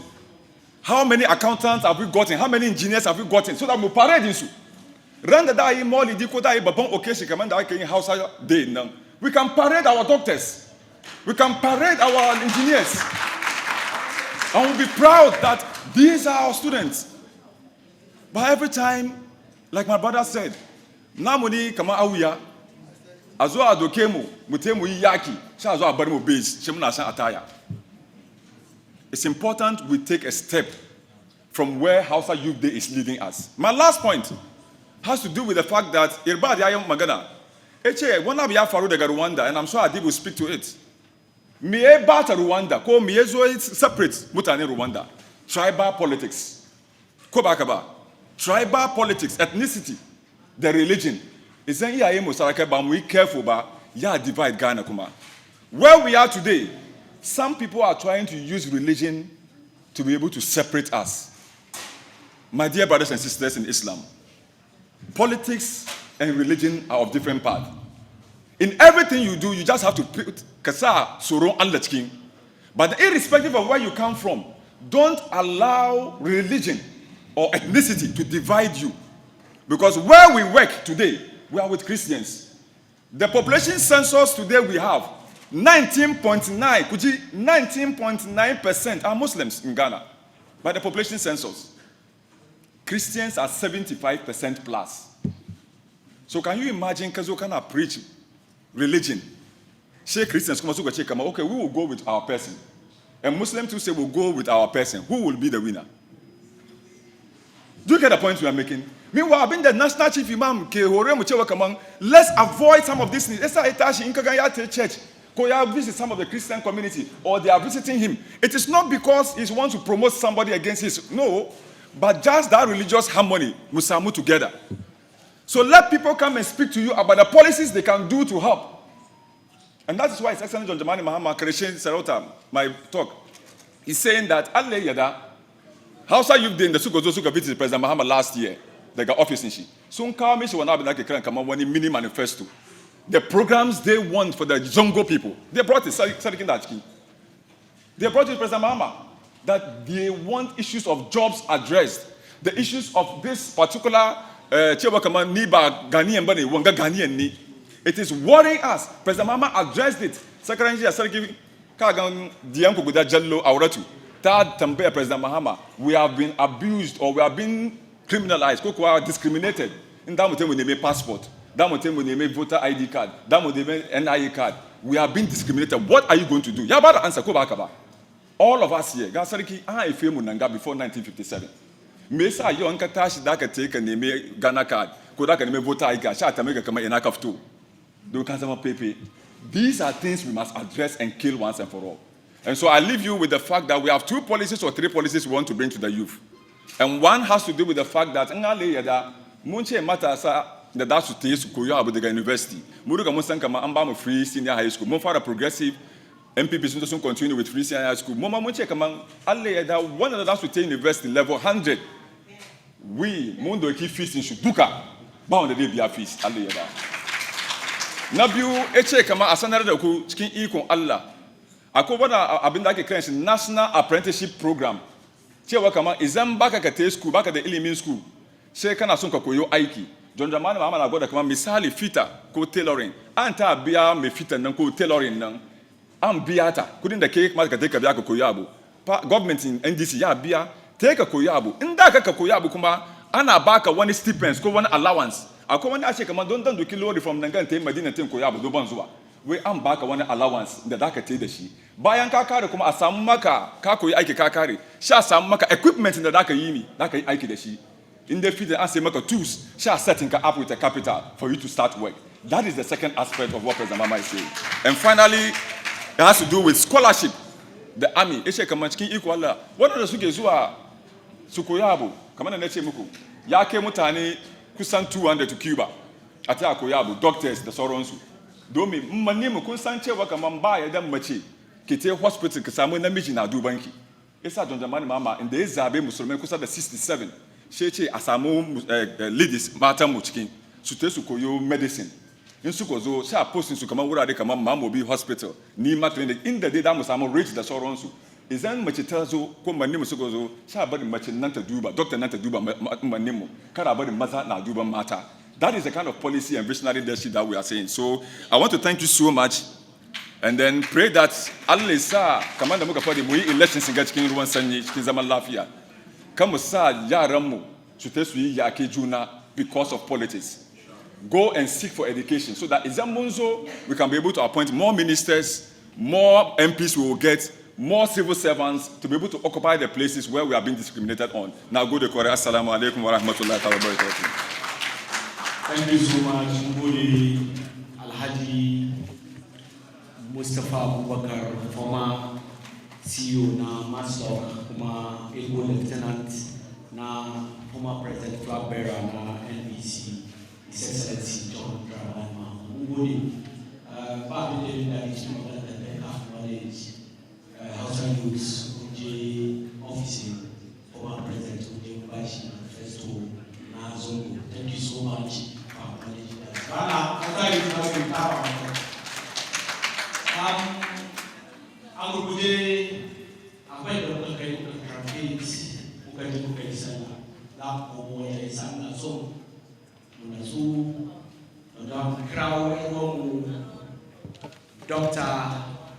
Nasiba Tayi, dana ƙara taba mata. Wadda ta zo yanzu topic da shi ne amplifying the voices of women and girls, queen mothers as advocates. That project mata wannan ajiyar Nasiba, bismillah, kina da lokaci. Billahi Sabil Alim, Mina Shaitani Rajim, Bismillahir Rahmanir Rahim. Alhamdulillah, khalaqa al-insan wa 'allamahu al-bayan, wa salatu wa salam ala rasulillah. Assalamu alaikum wa rahmatullahi wa barakatuh. Sarakanmu, iyayena da matasan da suka zo suka mara baya ma programin Hausa Youth Day. Wallahi na yi murna sosai abin da ya sa da aka kira ni last hour jiya na ce na zo in tofa albarkacin abin da Allah ya bani kenan domin muyi kwana ya juma amma it's never late than better late than never. Shekaru da yawa wasu sun fara gudu sun yi nisa shi yasa kowane lokaci ina kama da kaman muna ta react ne ba haka bane don mun yi kwana ya juma amma ina fata tashiwanmu giant steps za mu dauki ya so mu kusa mu ma mu je mu yi karo da inda ya kamata. Muna gode ma Dr. Mustafa, Alhaji Mustafa sosai da promises da ya bayar kamar His Excellency in ya zo Allah ya tabbatar abin da zai yi ma youth kenan. Ni na wanda na ji daɗi shine scholarship. Domin wani lokaci in ka je ka apply for scholarship ana so a san wani gari ka fito.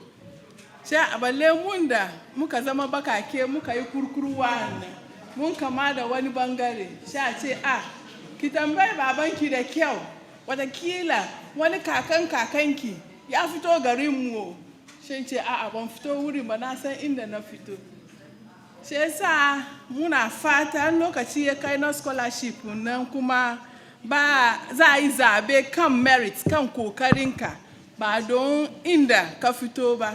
Don matasanmu da yawa suna fama saboda inda muka fito ana hana mu ba wai domin ba mu kware ba. To, an ce in zo yi magana batun yanda za a kara muryan iyayenmu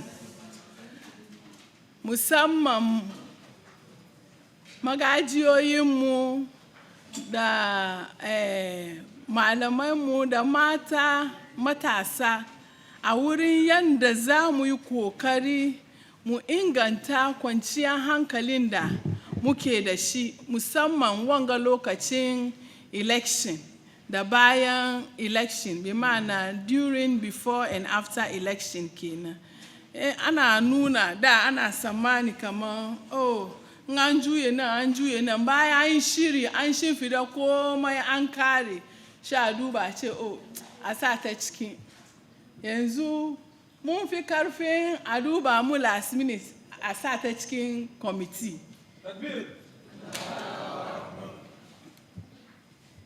Domin da farko bincike na nunawa cewa mata population mu na da yawa ya fi maza.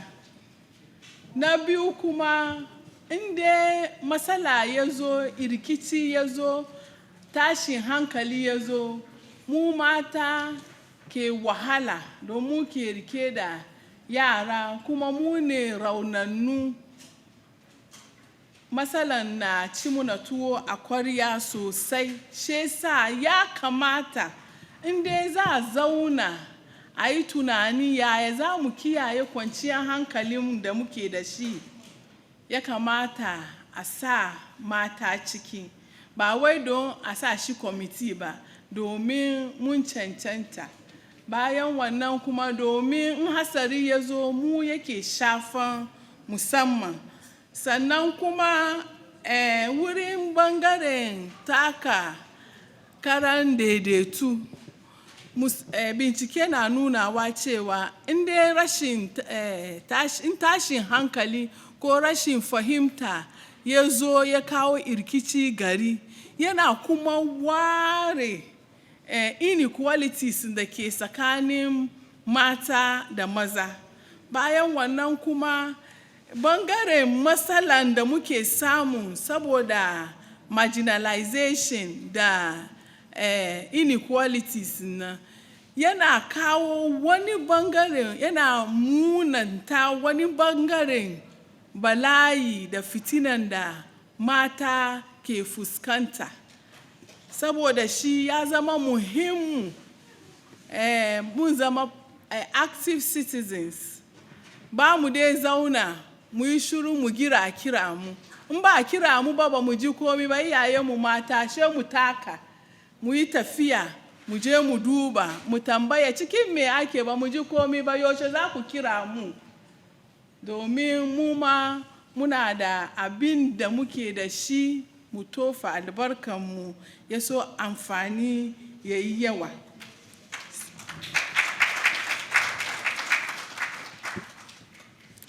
Yana da muhimmu mu tuna kaman tun historical time mata sun nuna karfi da gudunmuwansu wurin cin gaba gari.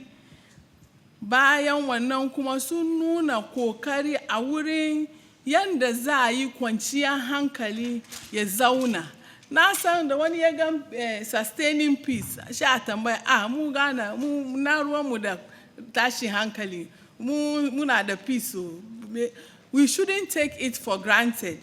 Domin inda mun zauna, muka ce, kullum akwai peace.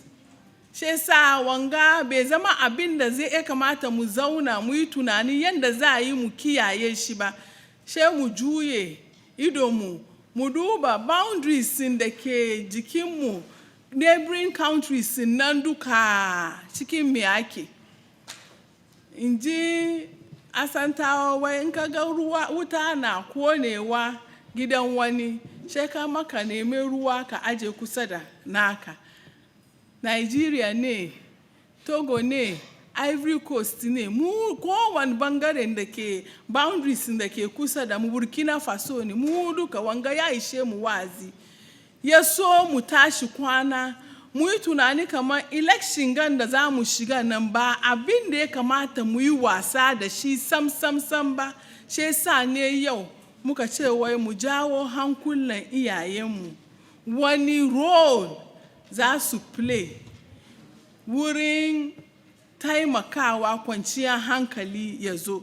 Domin bincike na nunawa cewa inda aka taimaka ma mata, aka kara musu karfin gwiwa, aka providing su da skills da suke bukata su yi shi da kyau, yana kawo cin gaba, yana kawo mika da kwanciyar hankalin da muke da shi.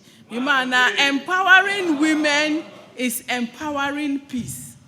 Da safen ga da na tashi na ce ina neman cikin history matan da suka kware kan bangaren kwanciyar hankali.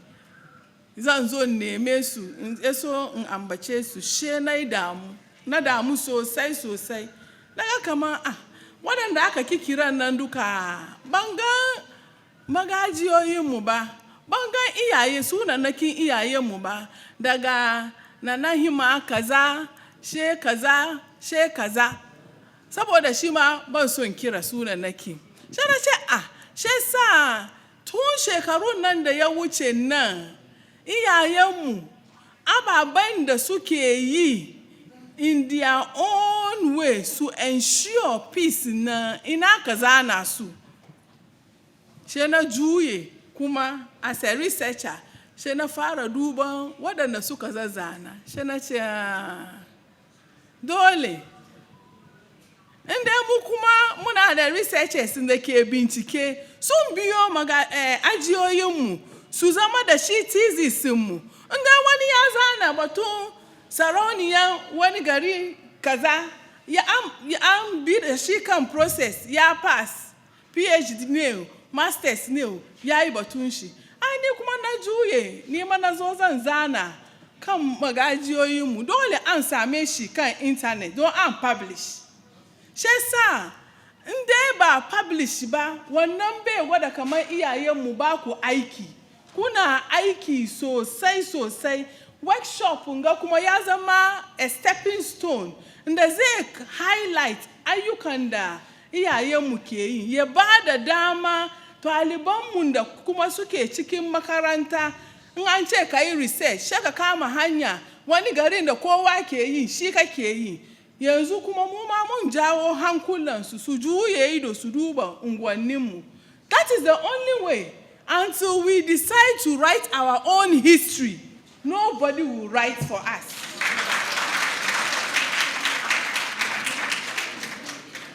Shi sa wasu sun taka rawa ya kamata a shaja'a sauran matan kuma su kare kansu. Social media ya taimake mu. Kin ga iyayenmu suna yin outreach programs da yawa suna kawo kan social media. Bai kamata ya saura wurin ba, mu taimake matasanmu. In sun shiga schools da suke zana batun history nan, su zo su doki history game da sarakanmu, game da magajiyoyinmu, she wannan mu samu ya ci gaba. She sa empowering women is empowering peace. Empowering our queen mothers also ensures that peace is sustained. Yanzu yaya za mu yi ya mu yi, ya so iyayenmu roles da suke play kullum kowane ranar na a taimaka musu. Wani hanya za su iya su bi, ya so abin da suke yi ko su iya su tallatar da shi kowa ya ji. Na farko, using digital and online tools. Maimako mu dai zauna mun yi shiri, mun yi wanka mun sake, mun sa sabon zani, she mu yi selfie, mu yanka. Kar mu saura da wannan. Mun zauna fadanmu ko unguwanninmu, mu da matasa muna musu magana game da cin gaban gari, she mu record. Maimako mu gele mu kada za mu yanka nan. Mu yanka activities da muke yi. Ko da ba mu ya mu yanka yanzu alhamdulillah yaranmu sun je school. Kudin mu yayi amfani kamar yadda umma ke ce school fees na zo ki doki phone ki buga mini kaza. Mu jawo su mu ci amfanin school fees mu. Yaso abin da muke yi, she mu bari su use social media nan positively. Yaso su wasar da ayyukan da muke yi. Wannan ya sa lokaci ya kai muna neman taimako. Ko wani ya shigo gari zai zo ya neme ya taimaka ma matan da suka taka rawan taimakawa. An tun san da zamanmu. Ba je ana kira wasu kawai. Ko da ma wasu sun zo su kada suka kawo kansu. An ce shakaran jiya kan social media na ga magajiya Jado. Last week kuma na ga mamu hajiya kaza ina suke a nemo muna su zo su kara. Shi yasa ya zama muhimmu mu use social media na positively. Bayan wannan kuma mu hada hankulanmu, mu hada kanmu, mu bar batun company ni ne kabila kaza. There is unity in strength. tun da dai mu duka mun zama yar zango mun hada kanmu muka tashi ga abin da muke son mu yi as magajiyoyi muka itemizing shi daya biyu uku mu bi su mu kai karanmu ga abin da muke son mu yi muna neman taimako wanda ya zo muna zai zo ya ce oh ina son taimake ku lokaci ya kai ku vote mini mun tun shirya kanmu she mu doki takardar mu bashi ka sani in kuna son kai tare da mu magajiyoyin zango baki daya ga abin da muka shirya kuma mu hada hankulanmu kari da ko da ma an manta da wani cikin kan mu tashi mu ce mu ba mu san da zaman shi ba ko kuwa mu sabotage don wannan ababai ina cikin ababen da ke damun wani lokaci na je wani program daga wani babban embassy ban kira sunansu domin mu harakanmu ba mu kira suna ba mu kira unguwa wasu yara matasa suka taso da karfi da buga kirji suka zo wai sun fito gidan sarki kaza shi yasa su suna son su je gari kaza a ba su visa shaka ce jikokin sarki kaza ba mun ce ma sarki kaman kar ya kawo ku ya bari wanda ke fadan da muka appoint for protocol ya zo ba ya aka yi shaka doki phone aka kira sarki she doki phone ya ba protocol nan da nan no ya doko flight ya zo Accra straight to the embassy an tattaro su wa mu zauna mu duba su magana da suke yin gaskiya ko ba gaskiya ka gan da protocol officer ya shigo bai zo ya ce kai kariya suke yi ban san su ko ina ba da ya riga ya shigo fa wai hey yara nan ga suna da damuwa me yasa ba ku gira ni na kawo ku ba duban ma shirin kuma ku yi shirin ya shiga ya doki phone aka min sabon riga aka sake mu store inda protocol officer ya zo yana sake ma yaran shi riga mu ne wane ne mu ce wai ba su bane yara 10 bayan an kare komai yanda ya shirya su ya ce ya shigo ku yafe mini yaran nan kunnin suna da karfi ina gidan buku flight kenan su da kansu kin san batun phone su da kansu suka kama hanya ina da shi iyayen su mata su no suka ba su kudin nan ku gafarce ni aka tattara passport aka bashi da muka fita yace ku saya tuna da kun ce da sunan sarkin nan lore mai kyau ya kamata ya shigo da ku da ya karbi passport duka shi yasa mata wai ku to ku kira kakanninku muna gidan ku gidan sarki amma mu domin ya san kamar ya ce karya ni ba su ba wannan hanya ya liki ya gyara shi fine ya daga ya sa hamatan shi ya kama hanya wai ku kira iyayenku ya ce sheju ya duba na ce wai Dr. Ushame na wai mu ko ba enye mi krom na mbe siesie eyi ba hwa na be boye amma mu domin bangare kanana kadan sun try sun make efforts domin ba fadi muna ba ko bai zama diyan wani ba she muna so mu bata and wannan mentality muka saura da shi ba za mu ci gaba ba kuma masu politician da waɗanda suke zama influencers in policy suna duban wannan weakness mu su shiga gaba in ba haka ba ai mun isa mu daga policy mu aje kan tebur wanda zai zo duka ga hanyar da muke so mu bi in ma ku ji da mu ko kuwa mu duka mu yi baki daya ba za mu vote ba mata muna da wannan karfi domin ba wani da ya fito cikin itace ba wanda ya sauko da kun faya kun annabi Isa kawai sauran duka sun fito cikin mata shi ma ya fito cikin mata mace ne da kun faya kun shi sa mu doki wannan power da Allah ya bamu mu iya da skills da muke da shi mu yi magana da babanninmu bayan wannan influential skills da muke da shi mu doki mu yi magana da kanninmu ya so kanmu yadda a yusu yaranmu kamar chalk in nore ya aka riga aka push motan ya tashi fa sha a daga ayar a aje gefe she sabon 4 years kuma sannan a zo a doke mu a'a mu kuma mun cancanci mu zama cikin policy formulators da policy implementers in ba mun hada kanmu mun ya mun zabe kanmu cikin yan policy formulators kullum mun saura muna react ba yi muna kaza ba domin lokacin da ake lissafi ake tunanin nan ba mu ciki amma in dai muna ciki dole me shi ya yi lissafin da ya san zai yi mu amfani sai sa mu hada kanmu ba mu yi baki daya mu zauna ababen da yake damun mu mata ababen da yake damun yaranmu da matasanmu mu shirya shi baki daya mu bi su me lema ne me giwa ne me wane ne mu bi su bayan wannan kuma mu shiga government agencies domin sauran sarakan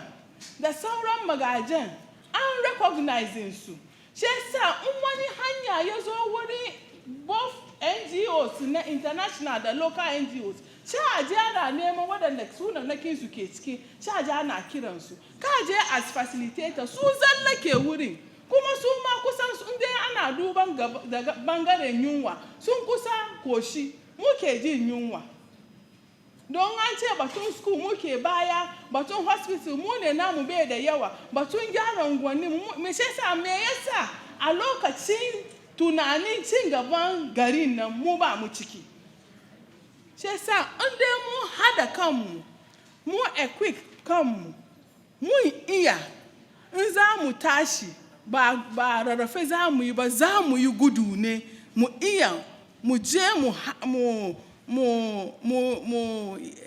mu compete healthy competition da sauran magajai nan kan mu bari mu ce wai don yanzu ne ake ba mu sarauta domin mun late wannan ya sa mu ji tsoro ko ya karye gwiwanmu it's better late than never mu sa hankalin mu guda mu shirya kanmu mu yi kokari mu address challenges cultural norms mu the lack of resources na sannan political marginalization yanda ake bar mu baya cikin lokacin da ya zama muhimmu wurin tunanin cin gaban nan ya so mu iya mu yi kokari ya za mu iya mu address wanga challenges ya za mu iya mu yi inda aka ba iyayenmu wannan hanya su iya su play roles su effectively.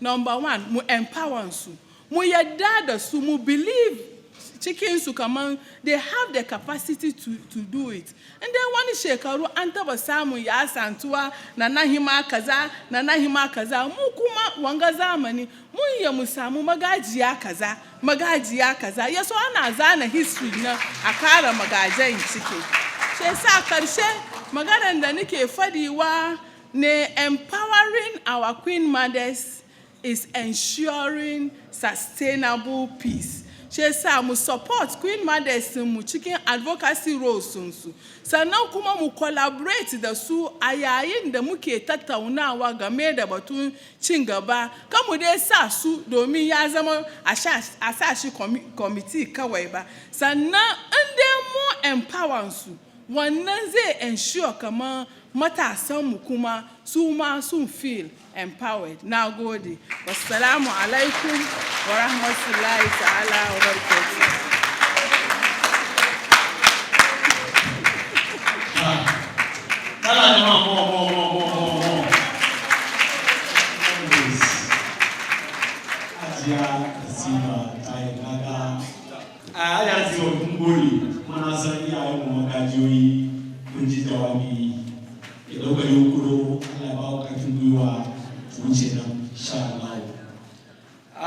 Na da quick announcements. Akwai baƙi insha Allah yana nan tare da mu ya zo ya dade mun gode da patience sai ya ce wannan program ne zo shi sa mu kira shi ne zo yayi jawabi sannan daga baya sai mu karkata zuwa babban bako na musamman Imrana Mamai. Wato yanzu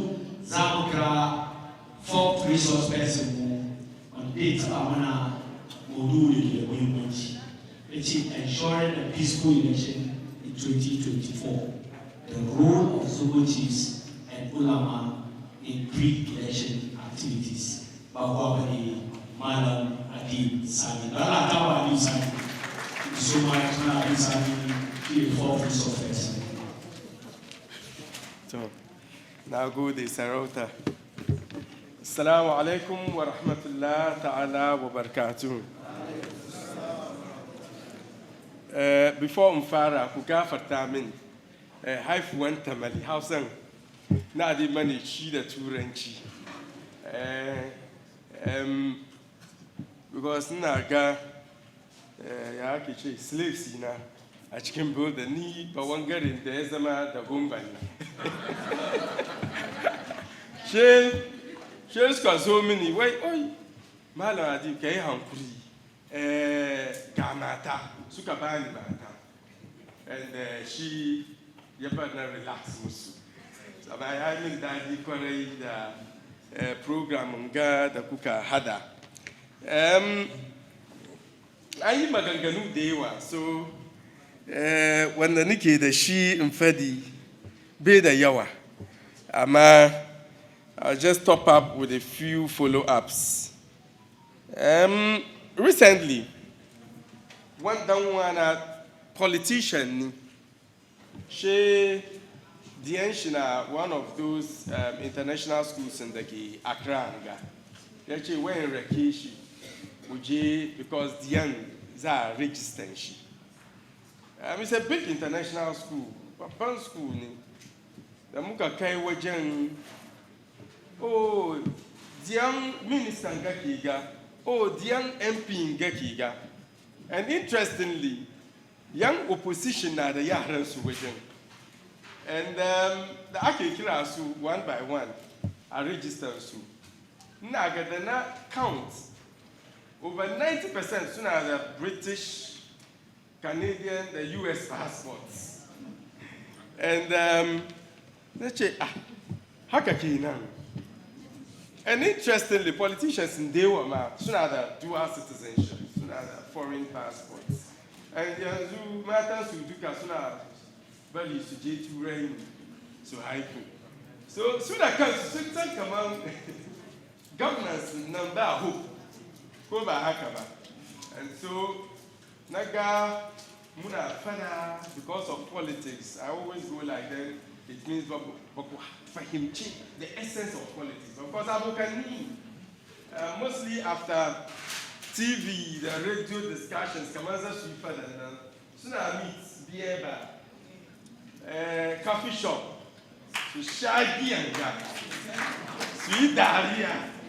Yeah, soon are the same schools, holidays in Yakai, Suduka, together, summer holidays like a two right.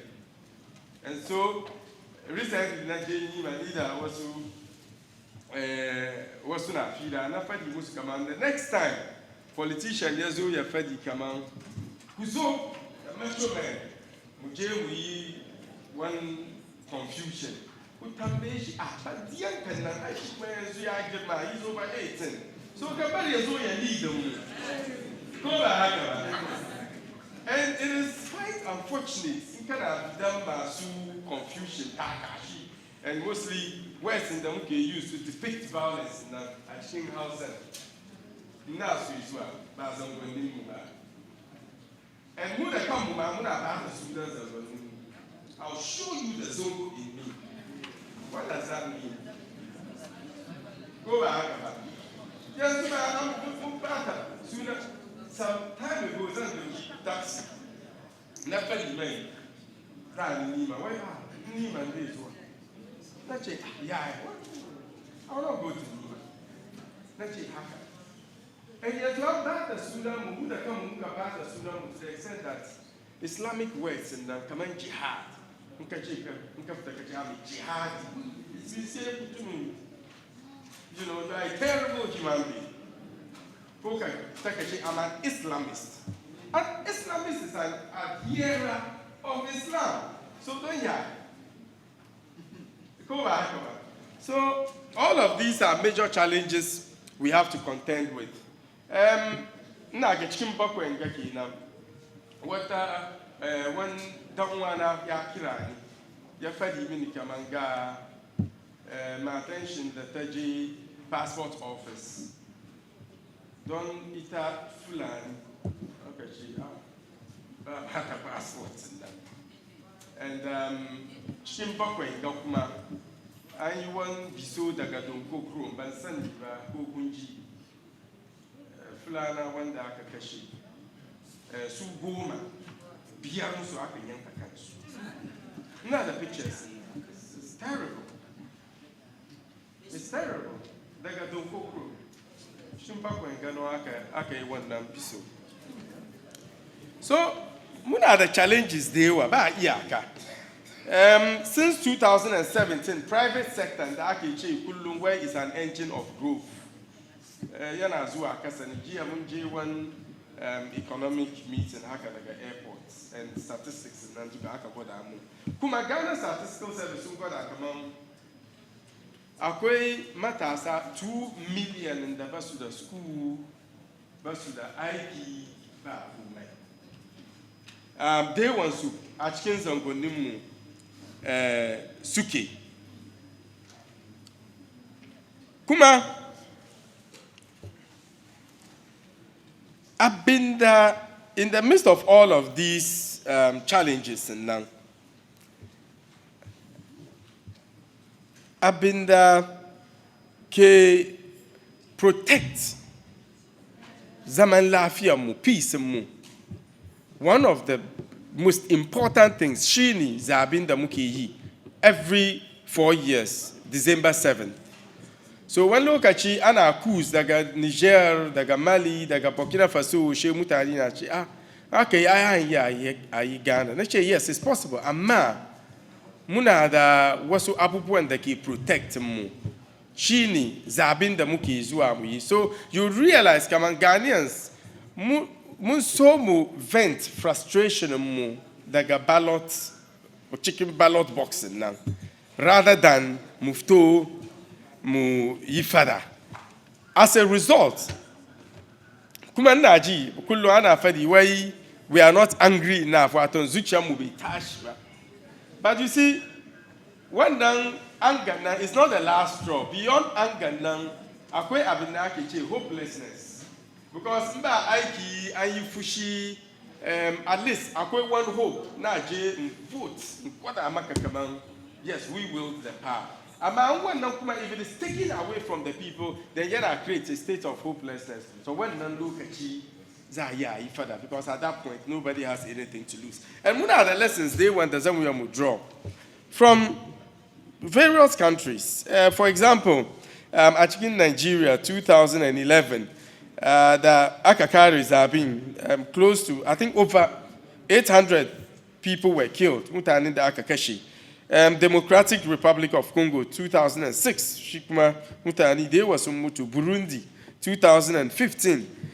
Ethiopia, 2005. Kuma wajen over 200 deaths were recorded. Tukuna Sudan, 2010. Liberia, 1985. Toshia Kao Musu. Wannan masalan da aka kafa ECOMOC, dan wana dan rakiya, he has been following closely international issues in Ghana. Tukuna Togo 2005. But of particular interest to me, shini Kenya, prior to 2007 elections soon. The Ivory Coast 2010. Wannan lokaci Ghanaians ke magana atamil zai ce diu fiasem. Before wannan zabi, there were some issues that were addressed. And so African Union, particularly in the case of Kenya, suka yi wani takardar da ake kira early warning mechanism, suka present to the Kenyan authorities, wai ya kamata ku take note abin da ke faruwa ke ga, and so you need to take measures to address it. Unfortunately, ba iya an address wannan abu ba. And what are the issues? Issues of injustices. Dan wana da ya yi firan ya ce last zabin da aka yi 2020 mutane sun mutu about 8 har yau not a single person has been held to account. And so lately, Munaga command, there's a steady rise in the number of mutanin that is soon to say Makame. And I'm part of whether the Suka Kappa new law, legislative instrument to deal with the issues of arms actually in Ghana. When the Takadayana can table the means of interior. Affects masu imports Makame. So between pockets and money, still the arms space is very porous. Because law in the 1962, a lot of things have changed. Okay? And Muka consider figures and it's staggering. Because 2014, Kofi Annan International Peacekeeping Training Center, 21-7 there are well over 2 million illegal Makame in the kitchen, Ghana. Over 2 million. And they were not the one about the summer soldier. But sometimes, can I do? Haran when Bindiga and sue the stress of a soldier, but so when I'm Bindigo, I end up, have him a matter some recently, national security. Some told one information where I have told the one information where coal and water. Government in Nigeria 6 million Ghana cedis. What on? No, in an old currency. 60 billion. Dagabuku. So when there's 60 billion, you can imagine health facilities and then as I use again every single month. 18 million every quarter because I can't buy one every quarter. To ensure, come on, soon bad fun. Why does it have to be so? Kuma,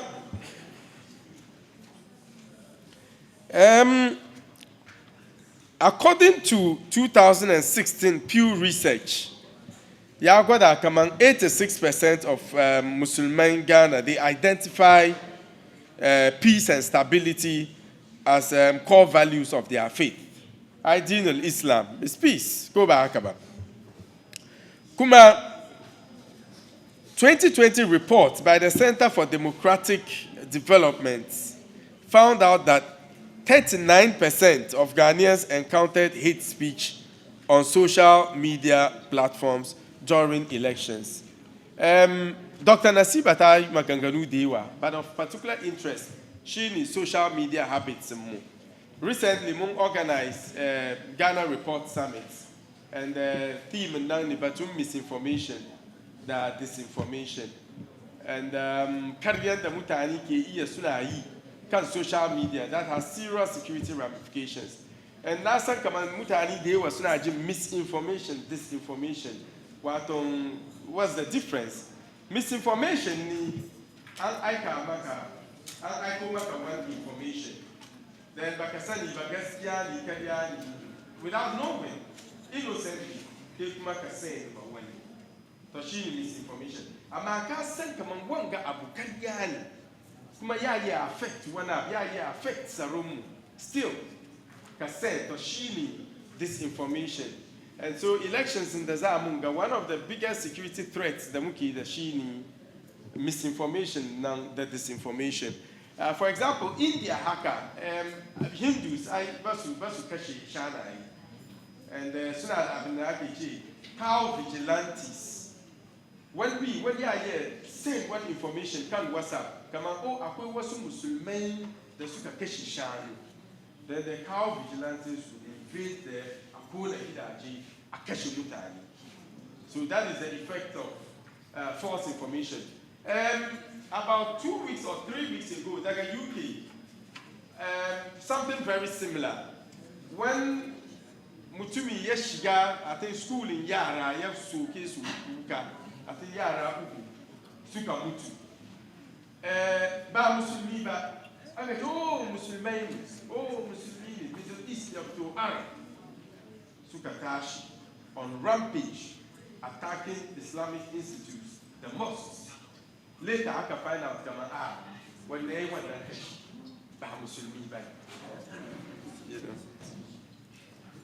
and so, Batun information management, very, very critical. brother and invite yeah between family values. I think junior Yasabi when the Tamalaka values in the Aka invite into us Islamic values in the years is different.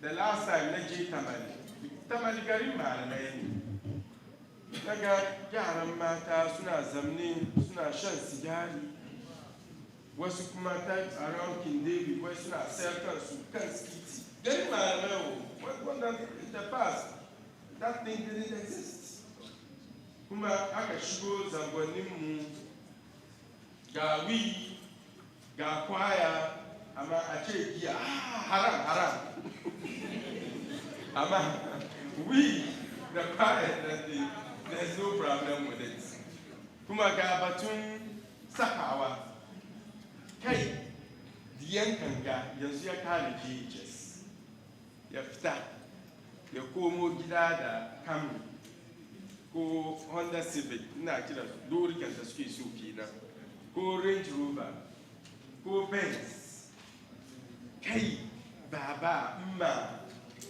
baka iya ka tambaye shi kai ya ina ka samu kudi ka sai wanga abu rather we are proud oh diyanan nan kenan mu shiga wannan lori mu je gidan aure mu fadi ma abokanninmu abiyoyinmu last born nan shi kenan lorin shi kenan wani aiki yake yi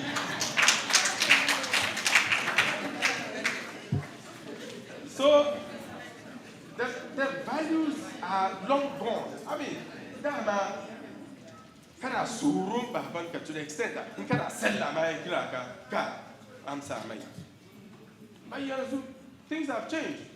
You have told that one afro you yourself good afternoon. So I think it is high time to revisit one values. Mba hakaba yara wannan kana baka muna zangonnin mu ne. Kuma yaran mu I think one of the speakers mentioned something about yara ya kamata muna gwada musu. She wanda wana ya kira ni Adi. I have a problem zo gida. Na je gida diyan shi kaman 5 years. Why ya fadi mata. Tell uncle what is going on. Why makaranta anytime nta shiga fisari that big boy follows me there and that yana so in there yimin boli kan tuwa wuna so yaro dai masha Allah yaro dai yana duban aka fite batun boli kun gane yayi so ya kamata I mean typical Muslim homes, but we discuss one abubuwa. Ama duniyan ya saki because of social media, and so ya kamata mu bari yaran nan su gane. When you have a private party, kaka fadi, encourage them to talk to you. Mba kaba yaro ya fadi maka, subhanallah, next time be fadi. Encourage the children. Oh, okay.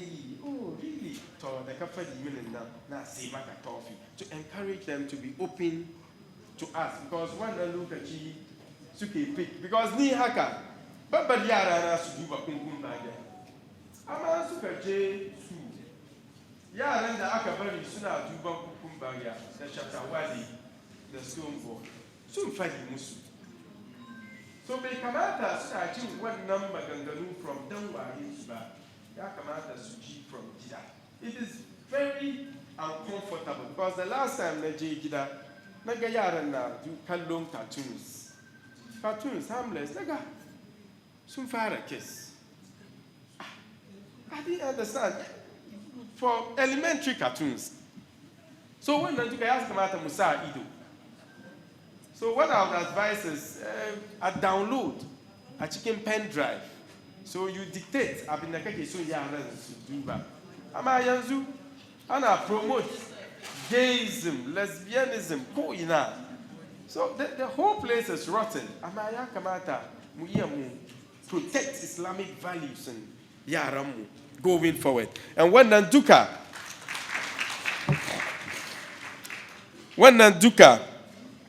now translates into the kind of societies we want to build. Yeah, couldn't look at you because can I see them kind of magana bakasan look at China which when the elections in the Zamu is a very important one. Former president in the key contests, current incumbent vice president. Abubuwa Sunsaki Kore. So far as this election is concerned. But lately, wasu maganganu da muke ji. Recently, Brian Champion yai wasu maganganu way at all costs, any means possible. Ya kamata MPP su ci wannan election. She NDC kuma suka fito suka fadi way in ka fite wukanka if you draw your dagger, we would also draw our dagger. Wannan maganganu doesn't help the process. Kuma Ghana, I work need a diplomatic community. We work very closely together. And kowa duka na kallon mu to see what would become of this election. But the level of desperation on the part of political actors na ya kamata no matter what. Shin nan yana bari suru na kama mu kore. And so peace initiatives and now Hajia and Sibata Fedi Kore. It should start from the Zongos. Let us stand and say no to politically motivated violence and that ake so are used. Mata San Zongo are orchestrate. Let us rise up and say no to it because enough is enough. Ko wanda ke bidan macho men. You cause trouble. Zangonim weke zua. And mostly, nakai raswa haka suna king. Yan zangoni. Mostly, suna king. Yan zangoni.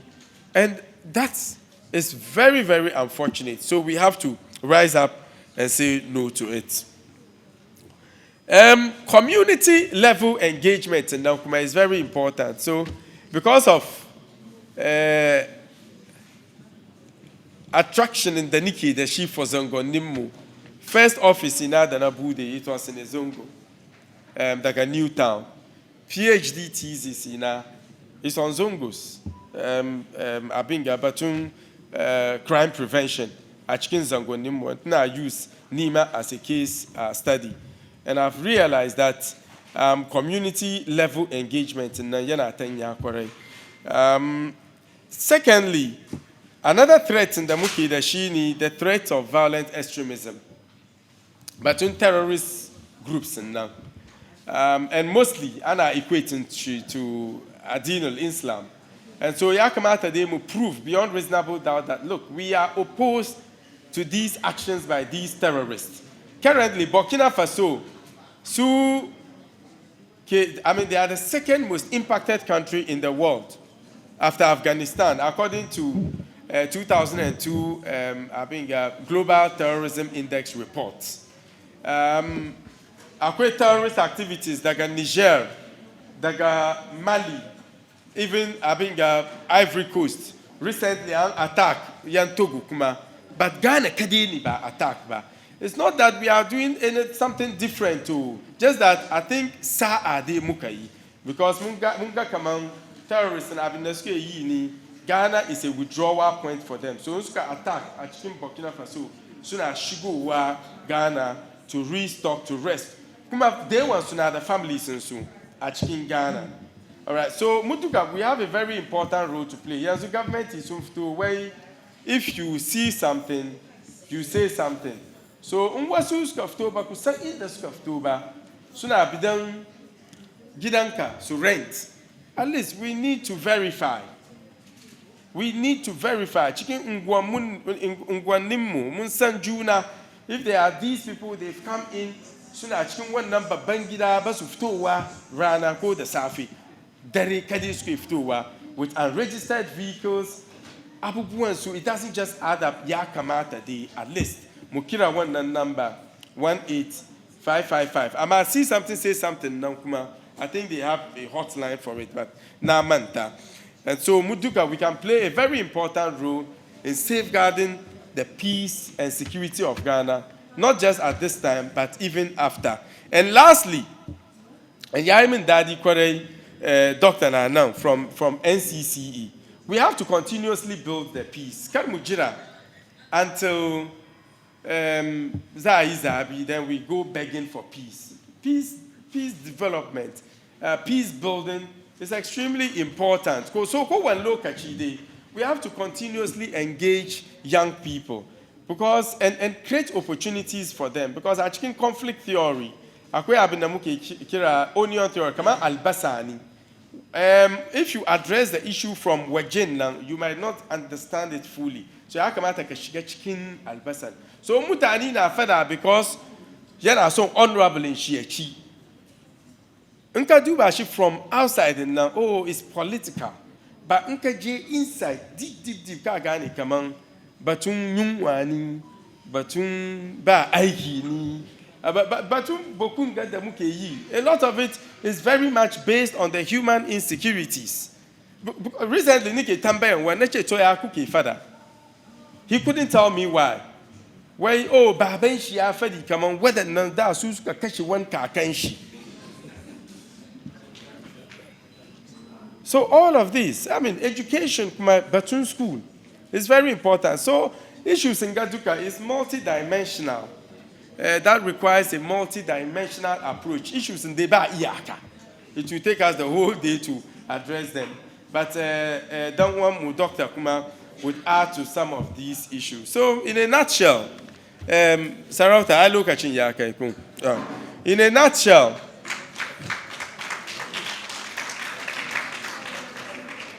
nutshell, we all have unique roles in the Zamuyamu play, from the places of worship to the household level, to the community level, to the political level. We need to rebrand Islam at Ghana. We need to rebrand Zongonimu. That is seen as a hub for criminality. And all of it starts with us. Now go the Thank you. Ana bin sani mun gode matuka na jin lokaci ya ɓace mana amma za mu yi amfani da next 15 minutes mu raba duk abin da za mu yi. Muna yi wa matsowa wato Fati Usman kenan majidadiyan Hausawan Ankara Rafiki barka da zuwa wato da Allah ta ba mata muna. Thank you so much. A gurguje za mu raba lokaci 15 minutes in da damu a lot. Ainihin shi Dr. Imran mun ba shi 5 minutes daga NCC. Sannan akwai wasu matasa guda uku da ba su 2 minutes each. Saboda su ma su zo for records, su ma su ce wani abu saboda suna ƙoƙari cikin al'amuran su. Sai mun kaɗa ta mun duka da addu'a da komai 15 minutes wanda da wata mun kare. Yanzu za mu kirawo ainihin bakonmu na musamman special guest Dr. Imrana Muhammad, Director of Programs, NCC.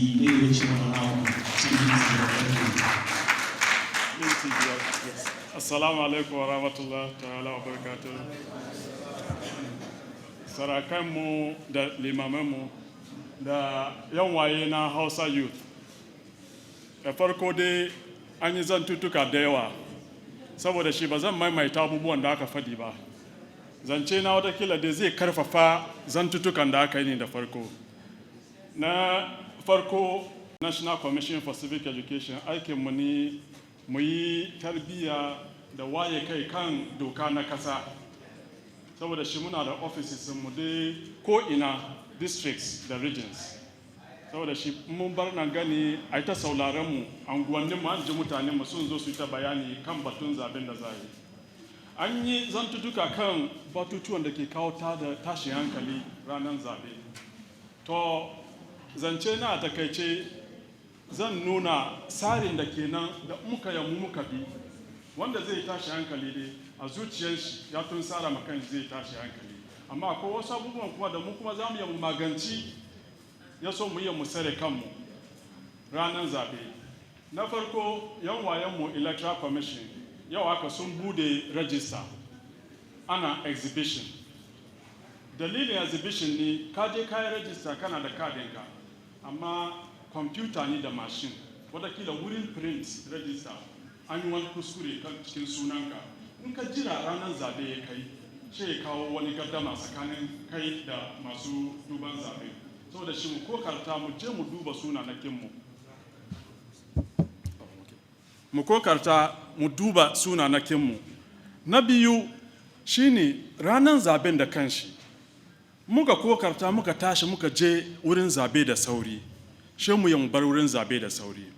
Akwai biometric machine muna farin ciki yau abin nan turawa mun samu makamai da yawa ya sunan shi machines biometric yana taimakon mu amma machine in kai zaben ka kare ja baya ka je gida ka je ka huta muka zabi muka gefa kuriyar muka kare mu duka kuma muna sai wurin nan jama'a da yawa she miyagun mutane ku ne jagoranmu muka dubi yau zaman da muke yin ga matasa ba sunan nan ga da yawansu ba sunan nan ga su ne kuma matsalanmu kidayen da aka yi na shekara 2021 population census yara kanana shekara 1 zuwa 14 cikin kaso 100 suna da kaso 35 sannan wayanda ke shekara 15 zuwa shekara 35 matasa kenan su kuma suna kaso 100 suna da kaso 38 saboda shi muka hada biyun ga 70% 70 kenan ko da baya population mu yara ne in ba mu tarbiyyance su ba in ba mu tarbiyyanci waɗanga ba zuwa gaba zai zama muna babban matsala saboda shi mu yi amfani da mimbarinmu da masarautanmu mu mai da su wurin tarbiyyar da yaranmu sannan a ƙarshe ranar da za a yi zabe malamai ku ne malamai a karfafa addu'a abubuwan da ya faru a su kasashe daban da ba mu son nan kar ya faru nan ga ana nana zantutuka kamar a'a wanda abubuwan da ke faruwan ga bai da kyau kaza kaza ba karshen magana shine tashi hankalin dan ba zai kawo muna ci gaba ba saboda shi ko yaya komin yaya mu saya kan hanyar zaman lafiya masololin da ke nan mu goyi bayan mu goyi bayan kasa da addu'a a dace kamar mulkinmu na demokratiyyar nan ya zamna sosai na gode kwarai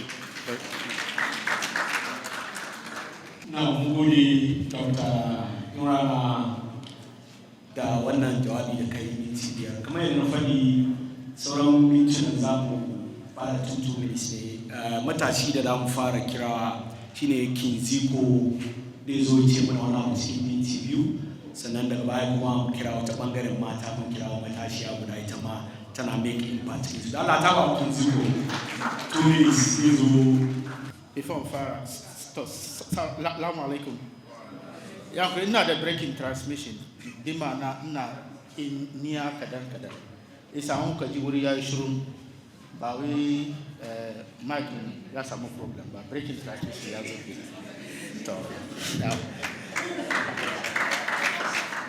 To before I'm fed one abu ina so in share one short story. Maybe ya kawo hankulan mu kan abin da muke so mu achieve. Shine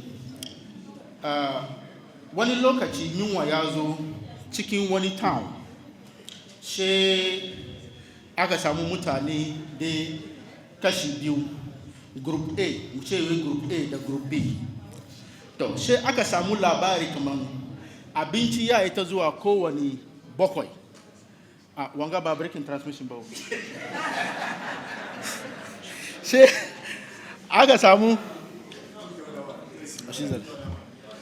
yeah, hello? Okay, all right. Hello? All right. No, all right. So I say, come on. Okay, 2 groups now. an ta kawo abinci cikin wannan gari kowane week. So group A sun yara kamar su group ne sai suka gwada makansu yanda in abincin ya zo za su je su kwakwashe sai suka rarraba kansu ke in ka je ka kwashe sai ka ba wanga je sa nan ga waranga in abincin ya zo su za su raba waranga za su dafa sai kowa ya samu hankali shi ina waje. Group B ba su plan komi ba suna da zo ne kowa ya raka kanshi ya rika ina gida in abinci ya zo sai kowa ya je yi mai diba nashi inda abincin ya zo group A na kwashewa nasu suna ba timin su group A yan group B kuma da kowa daga kan shi je na kwashewa su kuma suna kwashewa saboda Allah cikin mutane biyu nan su wa za su yi su kwashe abinci da yawa mai plan group A saboda cikin su sun san kamar wanda ke kwashe wannan they are collecting for their group amma group B kowa ya je yayi each one for himself God for us all. Esa kana gan dan wanka kuma group B zai kwashe sai kana push shi kana so ka kwashe abinda e faro mamu community su mu kenan community su mu ba mu plan ba mu neme sari ba mu kawo strategies da za mu yi mu ma mu ce kaman ba in national cake na ezo ga yanda za ya mu ma mu yi mu samu benefit amma Allah ya yi muna nima yau muna fariya da two presidential candidates inda su duka suke fariya da zongo kowa na so ya ce we ina da dominant followers cikin our various zongos to da shi za yi da election this year amma question da muke tambayan kanmu ne mun prepare mu ma mu ci cake nan mu samu cake katon nan inda ba mu prepare ba 4 months da ya saura ina ga malumman mu sarakai mu kowa da kowa ina gan kamar lokaci ya kai kenan mu duka mu je kan drawing board mu gane kamar manyan mu ga kunan yaran mu ga kunan yara ga abin da muke son ku yi manyan mu muna bayan ku muna supporting ku kuma supporting da muke supporting ku nan ba wai mu manyan muna so in abin ya zo mu kada mu benefit ba muna so mu duka mu benefit as a society to ina ga in muka fara wannan conversations trust me peace da muke neman during before during and after election nan ya zo in greater fold in that case nan kuma mu young people nan da ake kullum fari muna kamar yafi mu samu hankuri yafi muka je muka vote mu je gida saboda yanzu mun san kaman ba communities mu whatever we are fighting for is actually going to come in the interest of the community and not for only one person ina ga muruka mun sa himma mu push agenda na eje forward so ina ga kaman this is inda zan stop kenan kuma muna goda makuruka sarakan mu malumman mu manin mu with the kind of support da kuka yin da kuka ke Ghana inda ekenga kuma muna da imani kama as young people mun yi godogodon namu with your guidance mu continue inda kuka ke inshallah assalamu alaikum. Thank you so much mun gode Kinziko matashin da damu ba da kun ce matashiyan da damu ba dama 2 minutes duk da yake mic dai ya ba mu problem ita ce malama Hajiya Fatima Al-Hassan wanda aka fi sani da Jado tana inspire matasa muna da about 2 minutes ita ma ta ce muna wani abu Fatima Zara Jado sanar zuwa da Allah ku tafa mata mana.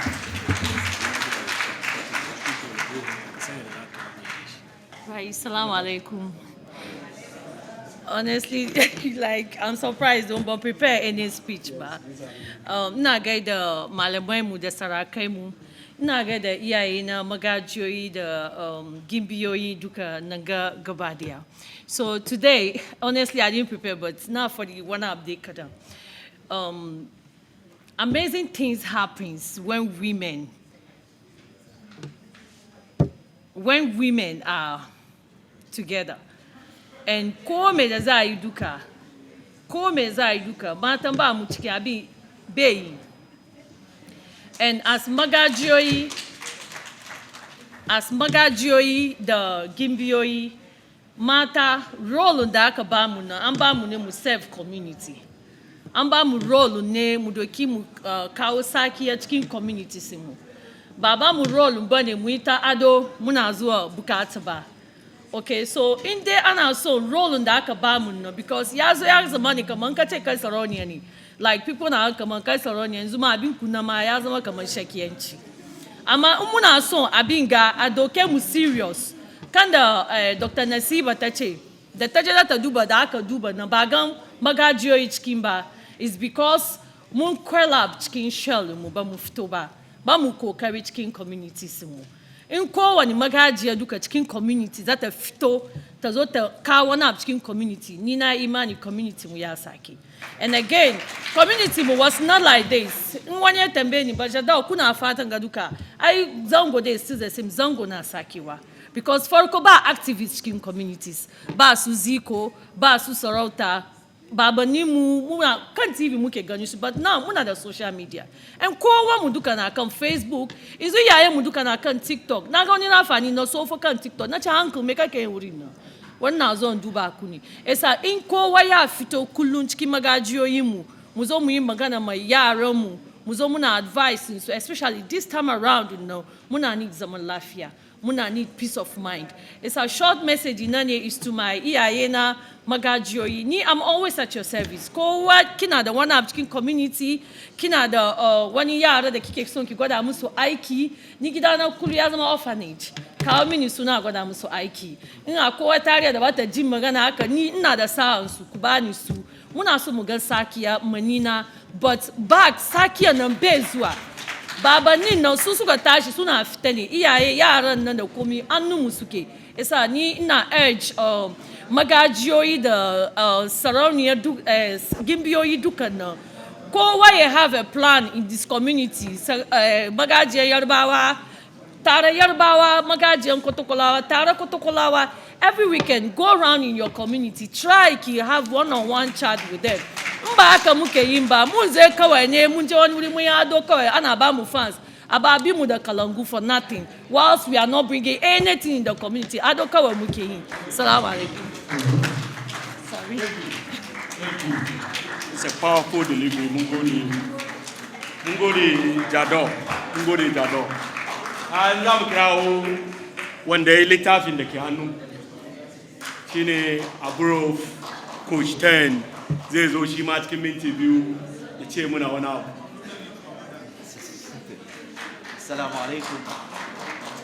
Assalamu alaikum wa rahmatullahi ta'ala wa barakat.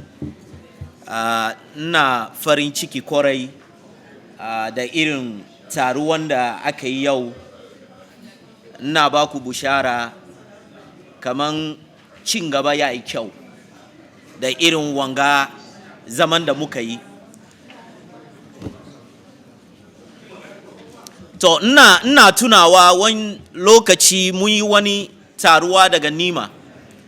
She na ce ma taruwan kaman yayi kaman zongo ba su gane su wani ne.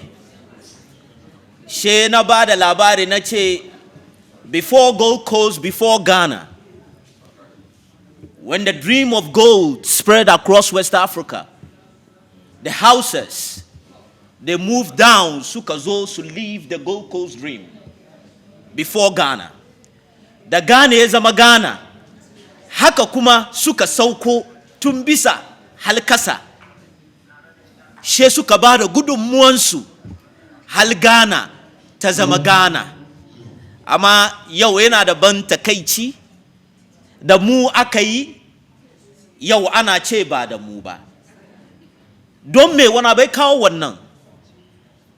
Akwai abin da ba mu yin shine advocacy.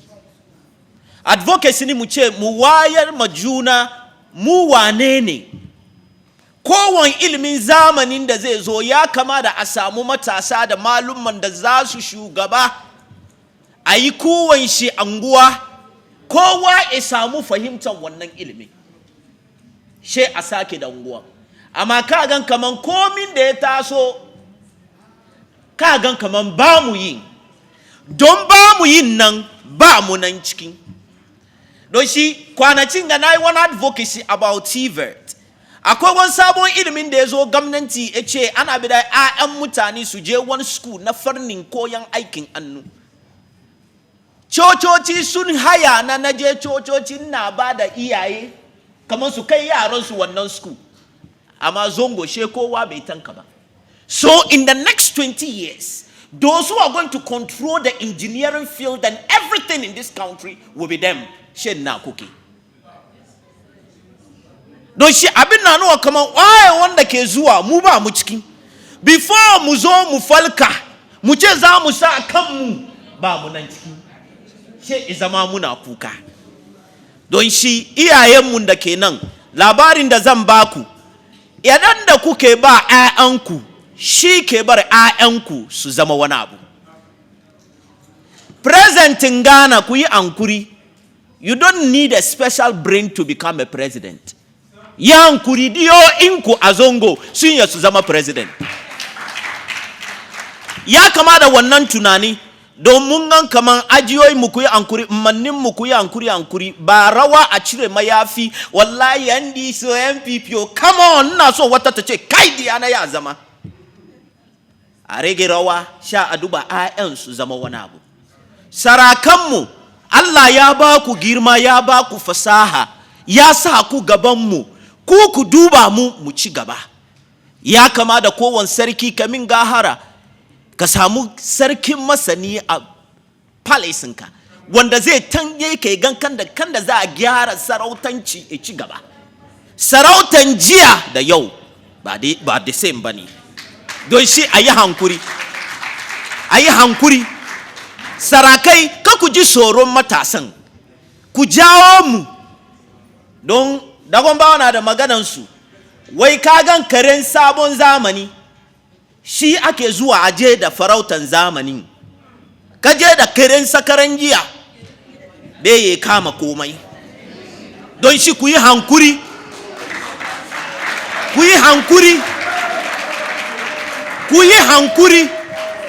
I'm telling you, I feel proud of a Zongo.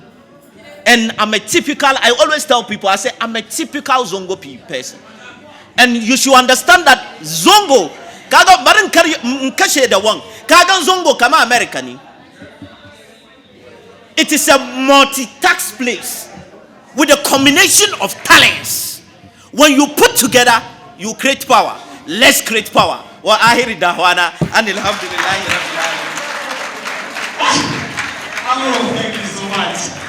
Gode ya kwatanta zango da America yayin muka ji dadi kuma gaskiya ne kana da zango kana su da Dr. ainihin wanda yake ya muna bayani daga NCC ga su Adi ga su Ibad ga iyayen mu magajoyin ne na gura ta dole zango kuma America kowa muka zo ka tun kanfi insha Allah mu gane na ji mu zo karshen wannan tarihi da muka kafa for the first time wani al'umman zango musamman mun iya mun kirkiro wani abu kuma wani tanadi ne ga wani abin da za mu yi Allah ya kai ranar litinin ma'ana wani 26 kenan za mu maimaita za mu katanta wannan shekara mu yi wannan abin da kuke kallo kan screen shi ne World Hausa Day na Allah ya kai 2024 isa nan muna gayyata kowa da kowa a yanzu a yankuri akwai wasu wai ba ambaci sunansu ba da mu abin amfani mu ba fadi wato marafan Hausawa na nima baki daya Haji Abdulkadir Garda shi ne Board of Thanks kuma shiga mana haka addu'a don an zo bismillah. Assalamu alaikum wa rahmatullahi wa barakatuh. Da farko muna gode ma iyayenmu sarakuna da iyayenmu mata magajiyoyi saboda kun ba mu abu mai tsada saboda ba abin da ya kai tsada ko yake da muhimmanci ga rayuwa ko ga mutum shine lokaci akalla lokacin ku mai tsada da bai da dama ku ya kowa ne muna kusan awa 4 a cikin lokacin ku kuka zo kuka zauna muka yi wanga tattaunawa tare da ku. Ba abin da za mu ce muku illa mu ce muku jazakumullahu khairan. Babu shakka kamar makaranta muka shigo ga, kuma annabi sallallahu alaihi wasallam ya ce mafi kyawun mutum a cikin ku shine wanda zai koyo, bayan ya kuma koyo ya kuma je ya sanar ya kuma isar da wannan ilimin da to lokacin nan ilimin da ya koyan nan ya yi amfani kuma an samu mutum ya inganta akan wannan aiki. Abin da muke kira ga dukan wanda ke nan, dan wanmu Irbad ya fara yi mana nasiya kan cewa yara a yi kokari a gwada musu adalci, a gwada musu justice. She ya yi misali ya za a yi wannan abu, ya kawo hikima da iyayenmu ke da shi a da. In an aje abinci ba za a aje nama ba, face an kare cin abincin sannan a raba nama. Kuma in an zo wurin rabon nama, wanda ya zama da mai karamin shekaru a ciki shi ne wanda ke raba nama. To nan ba komi ba, in ka zalunta wurin rabo, kai za ka cire wannan naman nan karshe. Kenan in ba ka iya adalci ba, ba ka iya daidaita abu ba, kowane lokaci kai ne abin zai zo a ka. Na farko kenan mun gode wa shi dan wanmu din ba. Bayan haka dan wanmu sarkin samari ya jawo an kullum mu kan cewa zamani ya kai, ba za mu ya muyi ba face yaran mu sun duba televisions da sauransu. Amma mafi alhairin abu ka san me yaro ka ke duba. Da abi ya zo yake magana shi ya yi batun cartoons. Yau cartoons illan da ke ciki wallahi ba kyau, domin kamar kan da ya faɗi ana advocate lamarin luwadi a cikin cartoons. To ashe ma cartoons ma yau ya kamata mu sa hankali ga yaranmu, don maganar da aka zo aka yi duka kan batun tarbiyya. To ina ake inganta tarbiyya, ina ake sa yara tarbiyya? Babu shakka sarakuna iyayenmu manya, tarbiyya a makaranta yake. Mu yi kokari mun yi rauni kan batun duban makarantunmu. Kowane astajiri, kowane basarake yana da makaranta, madarasa a unguwansa. Ya zama da shi ne godfather wannan makaranta. Daya biyu kafansa ya je wurin ya ga me ake yi. Don ba za ka samu ikon mutum ko kai wani urta kan wani ba, face ka shiga cikin abin ka gwada abin ni ke da ikon abin na wani. Amma in mun sake makarantu mu zo muna so mu yi iko da kan da za a yi utuba da kuma kan da za a karantar, gaskiya ba za mu yi ba. Don shi muna kiran iyayenmu sarakuna mu yi kokari, muna nan mu fadawa a ba mu dama mu je makarantu. Yana da kunya a ce ba sarake bai san adadin makarantun da ke kan unguwarsa ba. Henry Cote nan ga kusa ya san adadin masallatu da ke cikin Newtown da Big Farm da zuwa abin da Alaju, ya san adadinsa. Amma basarake nawa ya san adadin masallaci da ke unguwarsa? Ko basarake nawa ko kuwa musulmi nawa ya san adadin safu da ake sayawa a cikin safu? Ba mu sani ba. Wayan ga ababai duka ababai ne da ke damu ko kuma ababai da kamata mu sa hankali. Ba zan sawa ita zance ba, muna kara gode muku, muna ce muku da zakumullahu khairan. Allah ubangiji ya saka muku. Lokaci da kuka bata tare da mu nan ga Allah ubangiji ya gyara muku dukkan lamarukanku. Sa'ilin nan kuma Allah gwada muna kuma irin wanga zama kuma da yawa.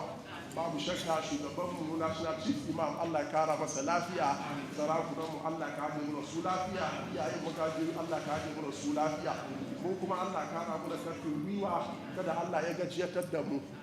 Dukkan ɗayanku da ke nan ya yi very very important, domin ba da ku ba za mu yi wannan abu ba. Wal asaf innal insana lafi khusr illa allazina amanu wa amilus saliyat wa tawasaw bil haqqi wa tawasaw bis sabr. سبحان ربك رب العزة عما يصفون والسلام على المرسلين الحمد لله رب العالمين وجزاكم الله خيرا. Atape ngoli mene sarakuna musamman Dr. Lamido Sise da kuma babanmu sarki Agogo da sarki Albarka da kuma sarki MSTV muna godiya Ikra TV, Marhaba FM, Ikra Radio, HAFIZ TV da kuma VOA. Sannan bayan ma sun zo muna godiya matuƙa kai na mun taimaka resource persons mu